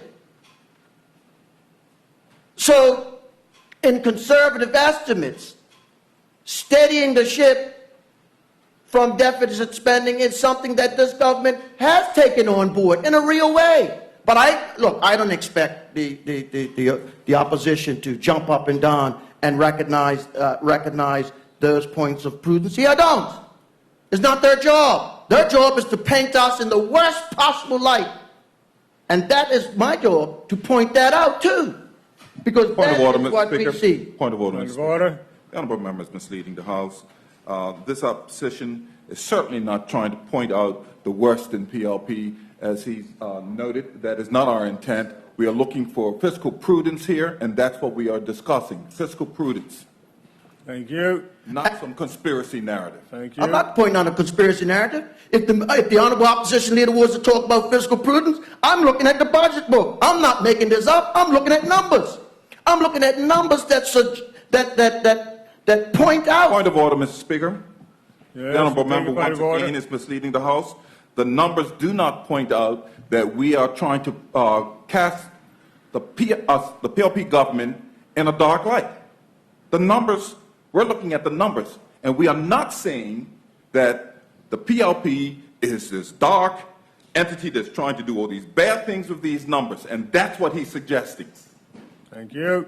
Member. I'm suggesting that the numbers suggest that the PLP is acting in a prudent manner, but in the same time is looking out for Mr. and Mrs. Work in Bermuda, who were not taken in consideration by a previous administration, Mr. Speaker. And so the government... Point of order, Mr. Speaker. The honourable member once again is misleading the House. Under the OBA government, confidence was not down, retail sales were not down. Those are the numbers. Under a PLP government, we are under a confidence level that has never been seen before in 12 months, a year now going. Okay, we got your point. We got your point. Mr. Speaker,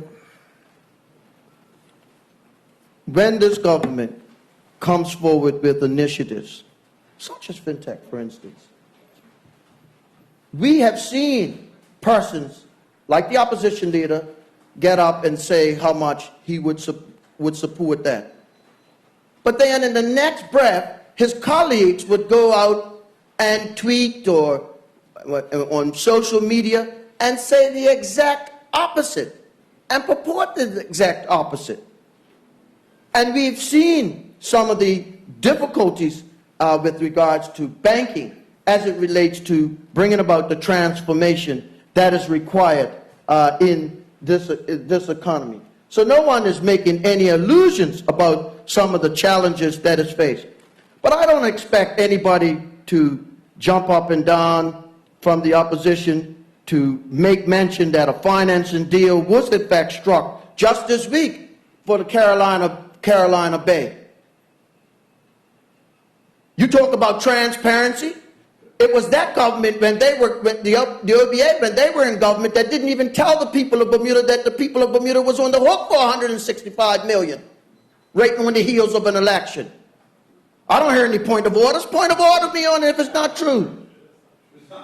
Bermuda was on the hook, and now this week when the opposition is on the floor of this House talking about confidence, they will remain silent by the fact that the principles of that major project now have secured some significant funding to be able to complete it. And let me tell you this, the Honorable Member, Mr. Zayn De Silva, has the Honorable Member for Tourism and the Honorable Member for Works and Engineering, and responsible for the golf courses, Mr. Terrell, are bringing significant, I always say you got to fish where the fish are. I make no bones about it. In my trade in golf, there are many people who fit the profile of looking to be able to see the possibilities that exist in this economy, in this country. Well, let me tell you where they're going to be in October for 5 more years. They're going to be up in Southampton and around Bermuda. They're going to be able to see Carolina Bay from the drones as they're being broadcast around the world, as the government makes it possible without building another island for them to do it, without going into significant debt to be able to do it. We're going to be fishing where the fish are in Southampton and in the field of golf, and looking at opportunities to do just what the opposition are suggesting that we don't seem to know anything about in some regard, in an inadvertent way. And I'm here to tell you that you can't, on one breath, talk about confidence without giving Jack his jacket. And Jack in this day is the amount of money that's been injected in this project to complete it, that would have a significant economic boon on the aims and objectives of a PLP government, which in fact looks at life a lot differently than the way that the OBA does. There's some philosophical differences in the way in which we would look at doing things as a government. But let me say this, that the finance minister is one that I have a great deal of confidence in being able to set out why it is necessary for him to bring this piece of amendment to the House to regularize what was presented during the budget. And I'll defer to his wisdom in his summation. Thank you, Mr. Speaker. Thank you, Honourable Member. Does any other Honourable Member wish to speak? No other Honourable Member Simons. Constituency 8, you have the floor. Thank you. Thank you, Mr. Speaker. This has been very interesting. Mr. Speaker, I would not want to be in the Minister of Finance's seat at this time. As was said by my colleagues, that Bermuda is going through some very interesting times from an economic point of view. And we all have to, as one said earlier, measure twice and cut once. And when it comes to our finance, we have to be more prudent. Now, I heard the minister indicate that he basically is suspending the contribution to the sinking fund. I understand his reasoning, as was said by my colleague, Honorable Papadopoulos. But I think at the end of the day, he also needs to take from one part of his ministry and give to another. So in cutting back on the sinking fund contribution, I would have liked to have heard how he was going to implement an austerity program to cut back on other expenses to reduce the debt. To me, that would have made eminent sense, and it would also show that, okay, well, I'm cutting back on the contribution to the sinking fund, and to offset that, I'm going to put in some programs that will reduce the debt, reduce the size of government, reduce some of the programs that we offer, so that the debt can be better managed. And I'm waiting to hear his comments in that light. I'd like to also address the issue of creditworthiness. How is this going to impact our creditworthiness from a credit rating point of view? Obviously, our government debt is reviewed on a regular basis by Moody's and other rating agencies. And what is their take on us not making a contribution to the sinking fund? Does the minister have a plan in place that will say, well, this is the plan for the next 3 years, given the current economic situation? We will basically waive our contributions, and in so doing, we have made up on the other end, i.e., the cost of government and the cost of debt. Mr. Speaker, we cannot continue to have our interest expenses at the levels where they're at now. Mr. Speaker, the interest expense is basically larger than most of the departments in government, at around $120 million a year, or even higher, Mr. Speaker. So again, it's important that we reduce the interest expense, and the only way we can do that is to reduce the debt and refinancing of some of the debt. And it's important that we show discipline to our investors, i.e. our credit holders, and the rating agencies, because if we can do that, we can get debt at a cheaper price and a more cost-effective price, and hopefully reduce the cost of interest that is attached to our debt, and thereby making more programs available to the people of this country. So again, as was said by my colleague, to the minister, what is the big picture? What is the plan? You cannot address the waiving of the sinking fund contribution in isolation. Everything has a cause and effect, and I would like to have heard more details on the cause and effect of the action that is taken. I'd like to also have information on, what have the rating agencies suggested? I mean, they have regular contact with these people, and how will that impact our credit worthiness? At the end of the day, it's difficult. It's very, very difficult, and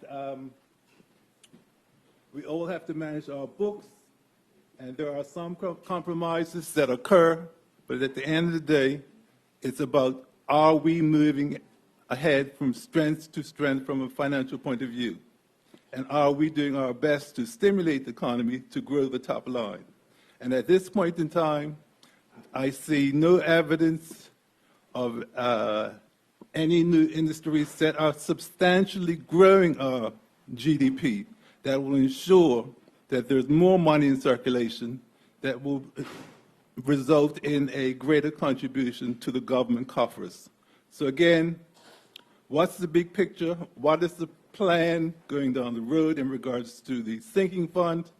And how does the minister and government intend to manage it going forward within the next 2 or 3 years to ensure that our credit worthiness is not compromised and that we can show and demonstrate that our debt is under control and that we are able to service it through interest burdens that will not contribute to being a heavy burden on the government and people of Bermuda. Thank you, Mr. Speaker. Thank you, Honourable Member. Is there any other Honourable Member? We recognize Honourable Member Pearman from constituency 22. Honourable Member, you have the floor. Thank you, Mr. Speaker. Mr. Speaker, I wasn't actually going to speak to this bill, but sometimes when people say things in this House, it sets off a chain of events. I think it's deeply regrettable that the Honourable Member from St. George's, who spoke 2 speakers before me, felt the need to cast the comments being made about this legislation in the context of the opposition seeking always to paint the government in a negative light. And he described us as trying to present an economic narrative. Now, a narrative, Mr. Speaker, as we know, is a story, and stories are usually fiction rather than fact. But the fact is, we have seen 13 consecutive months of declining retail sales, and we are in a struggling economy. I echo the words of my honourable friend, Mr. Cole Simons, who said that he would not envy sitting in the chair that the current Minister of Finance sits. I echo that. It is an unenviable job that he has, and it is incorrect, for the honourable member for St. George's to say that all we do is try and cast this in the worst possible light. We do not. The opposition was supportive and commended the government and indeed the BTA and indeed Minister Zain de Silva on the last occasion about the PGA Tour. We commended that. We didn't take objection to it. That's fact, not narrative, not fiction, not story. Point of order, Mr. Speaker. The honourable member. Take your point of order. The honourable member, I believe, is inadvertently misleading the House. I happen to look on Facebook. I see his colleagues that that contribute to aspersions that are made to this government in any number of areas, and including what he just mentioned. Thank you. Go ahead, member. Mr. Speaker, I am not misleading the House. I was here last week. The Leader of the Opposition and I both commended Minister Zain de Silva and the BTA for their efforts, and it was a job well done for the benefit.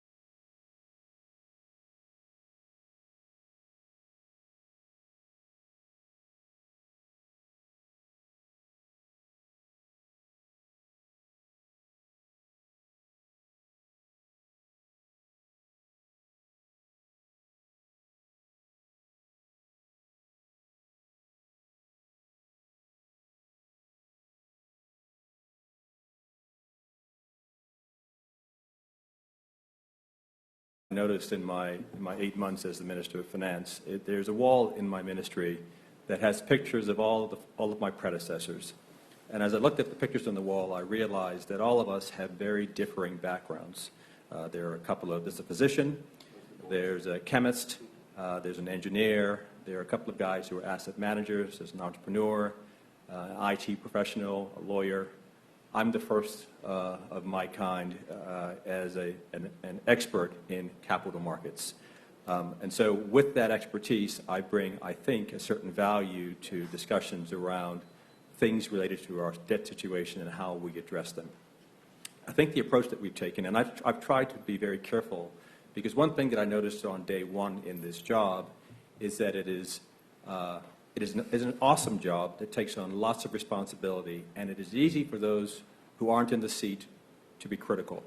And so out of respect for my predecessors, understanding the weight of the obligations that come with this job, I have stayed away from being critical, because in the moment, people make the best decisions they can based on the information that they have. With respect to the sinking fund, it is a concept that is rooted in history. You float debt, and then as a way to ensure that you can pay it back, you provide money into a fund in order to sink it. So when you float in the issuance, you sink on the redemption. The sinking fund today has about $118 million in it after having repaid an issuance of $100 million of private placement notes. One of the things that people, I think, need to fully understand about Bermuda is when we first issued private placement notes, the audience for those notes, the investors in those notes, were primarily insurance companies. Those notes tended to cost more than public market debt. Today, most of our debt is issued in the public markets. We are a AA- rated country, a very highly rated sovereign, by the way. I could take the sinking fund proceeds today and go and use those monies to buy back debt that is currently outstanding. But I've chosen not to, because I believe that the concept of the sinking fund is one that has value, and we're going to save that money to use it to redeem notes at the end of the year. So rather than increasing debt to pay back debt, we're going to wait and be prudent. Similarly, we're not going to incur debt at an interest cost greater than what we can achieve on it in savings. It doesn't make any sense under the current circumstances. As a finance expert, I can present a set of circumstances where it makes sense to borrow money at a higher rate than you can get it in savings. But we aren't in those circumstances today, and so my advice and my policy position is that we not do that anymore.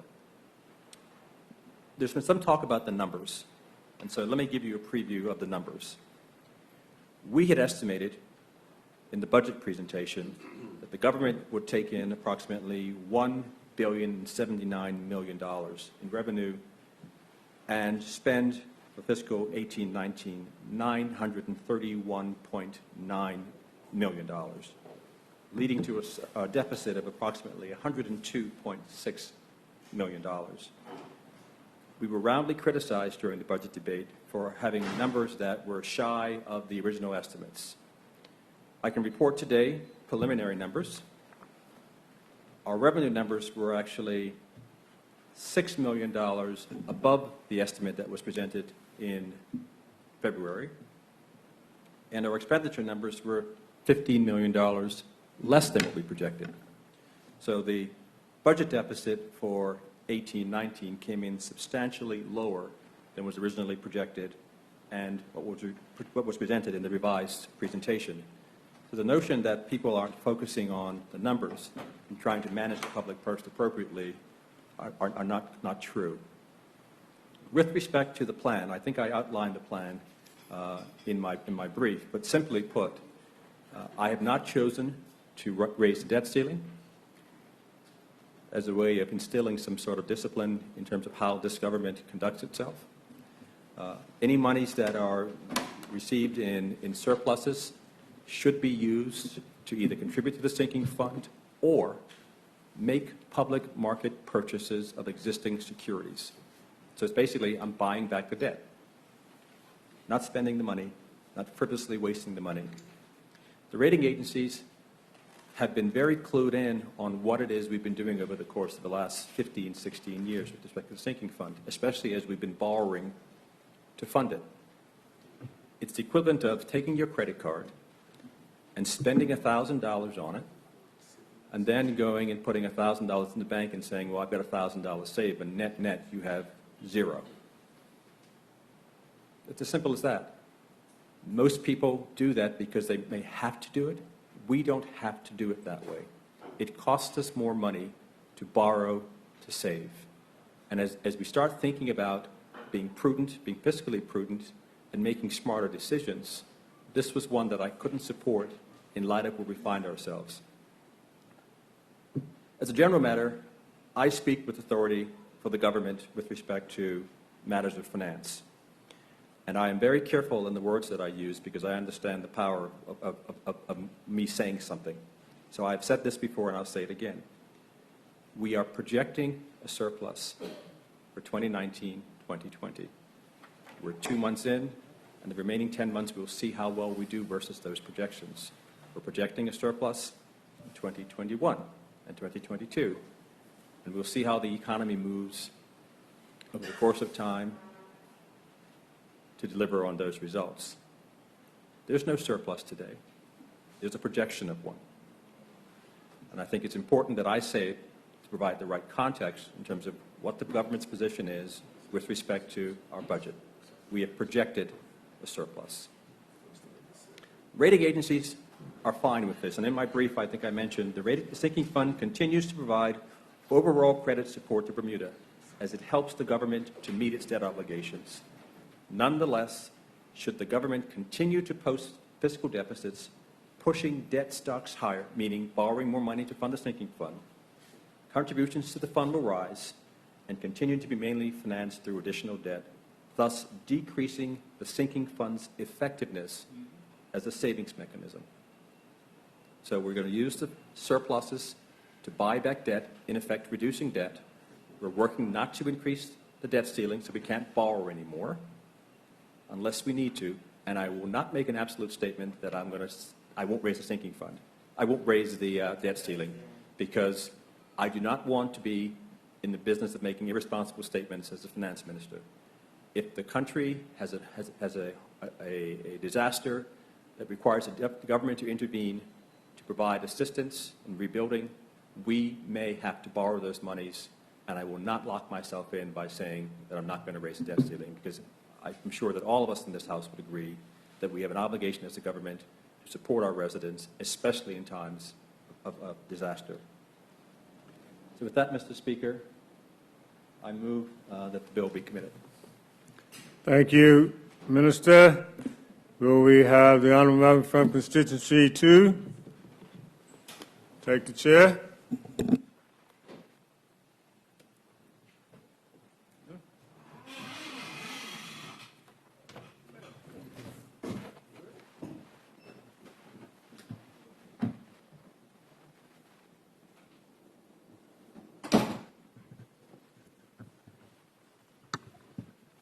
Good afternoon, members. We're in the Committee of the Whole to consider the Government Loans Amendment Act 2019 under the Minister of Finance. Minister of Finance, you have the floor.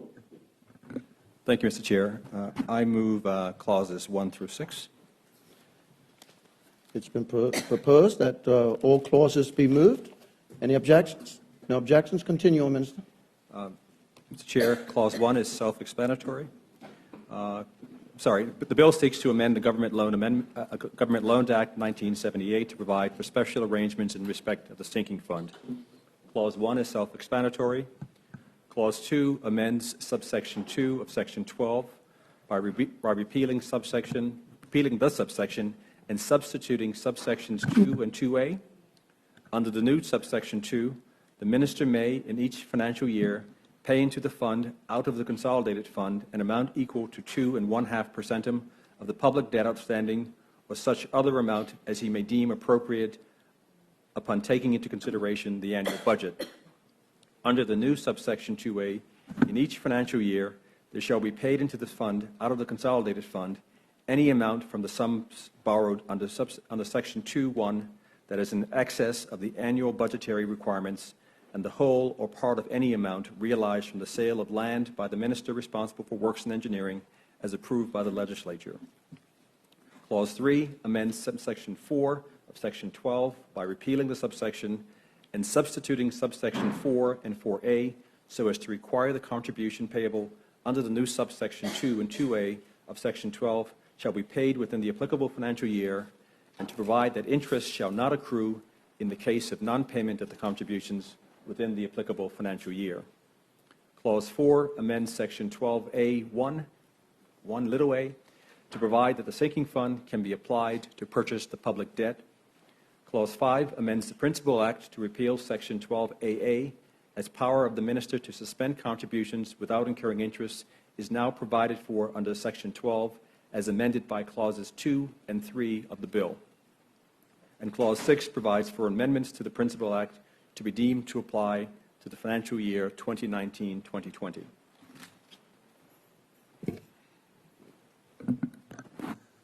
Thank you, Ms. Knight. Floor recognizes the honourable member from constituency 23. Yes. Thank you, Mr. Chairman. Mr. Chairman, I just have a question in respect of Clause 3 on page 2, and this is subsection 4A.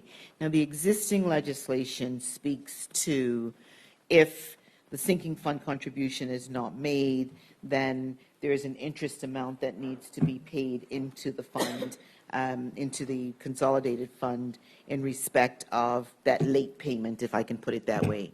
My question is, and I believe the minister may agree with this, why would we not just suspend the idea of interest payments?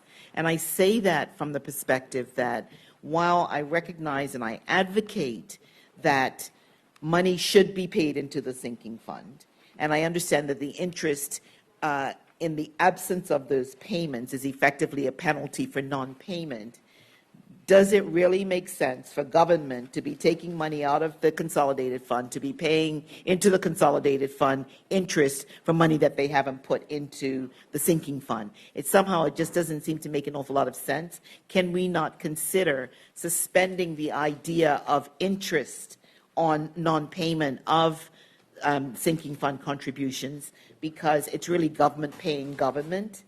And does it really make any sense? I think the challenge that we have is either we are going to contribute to the sinking fund or not.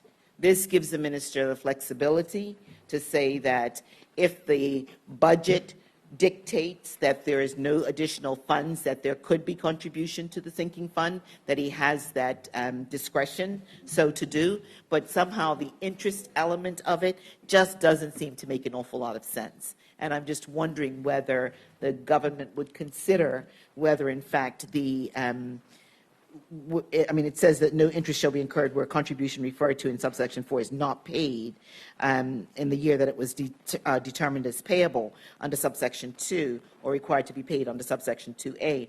But if you stop to think about it, the whole idea of government paying itself interest seems to be a nonsensical argument. I understand that when it was initiated before, it was effectively to focus on the fact that if you can't cut your suit according to your cloth, therefore you would be penalized as a result. But given how this has become very fluid in terms of how we will be approaching contributions to the sinking fund, and while I heard the minister indicate that it's his intention to be operating he's projecting a surplus for 1920, 2021, and 122, in which there will perhaps be funds to be able to pay into the sinking fund during that period of time, or purchase back debt so that we reduce our net debt situation. The idea of this interest still seems to boggle me a little bit, just to find out what is the efficacy of it. What sense does it make to be paying interest to ourselves as a government? I'm just curious. Thank you, member. Does any other member care to speak to clauses 1 to 6? Honourable member from constituency 24? 22. 22, sorry. I went one up. You got to go back to one down. Thank you, Mr. Chair. And now that you're sitting in the chair as opposed to behind me on my previous remarks, I hope those are now forgotten.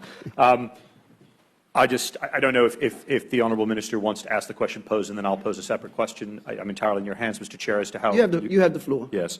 I just had a question, one question about Clause 4, and I think the Minister's clarified it, but for the benefit... This can be quite complicated stuff, and we use lots of complicated phraseology and terms. But I understand the Minister to be saying, and I understand Clause 4 to be affecting, that what is taken from the sinking fund will be and will be solely used to repurchase debt. And I just would invite the Minister to clarify that for those listening. Thank you, Mr. Chair. Does any honourable member care to speak to clauses 1 to 6? Minister? Thanks, Mr. Chair. With respect to the honourable member from constituency 23, my MP.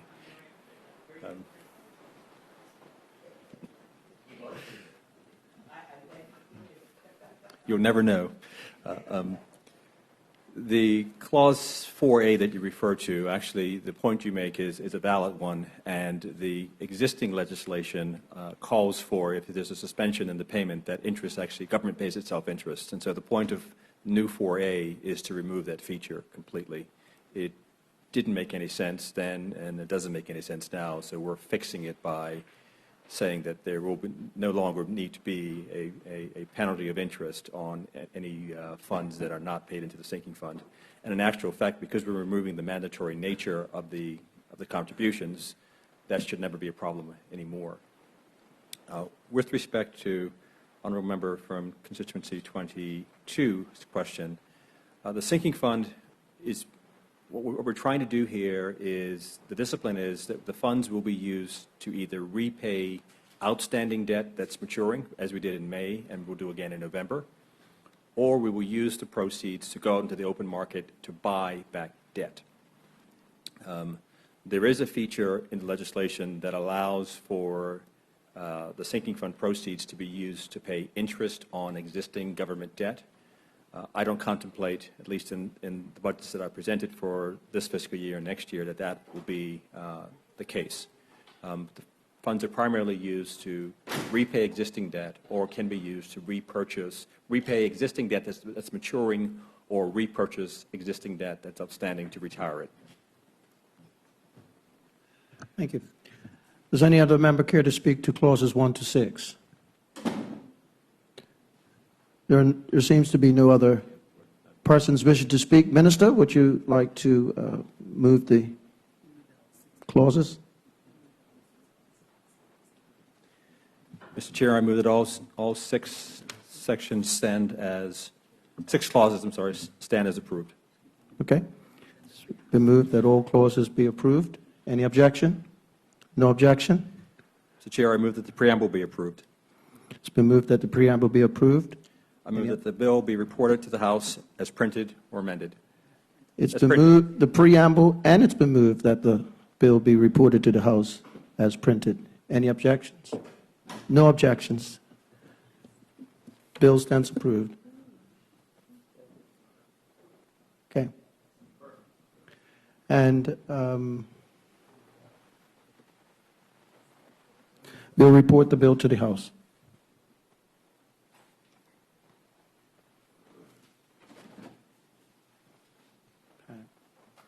There's 23 and 22 spoke.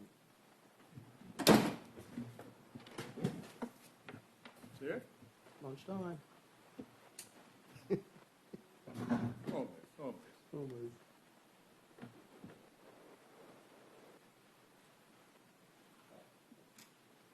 Members, are there any objection to the second reading of the Government Loans Amendment Act 2019 being reported to the House as printed? No objections? It's reported as printed.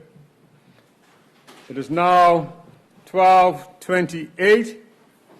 At 12:20, there's a normal break that takes place at this time. And rather than proceed to the next item, I'm going to ask the deputy.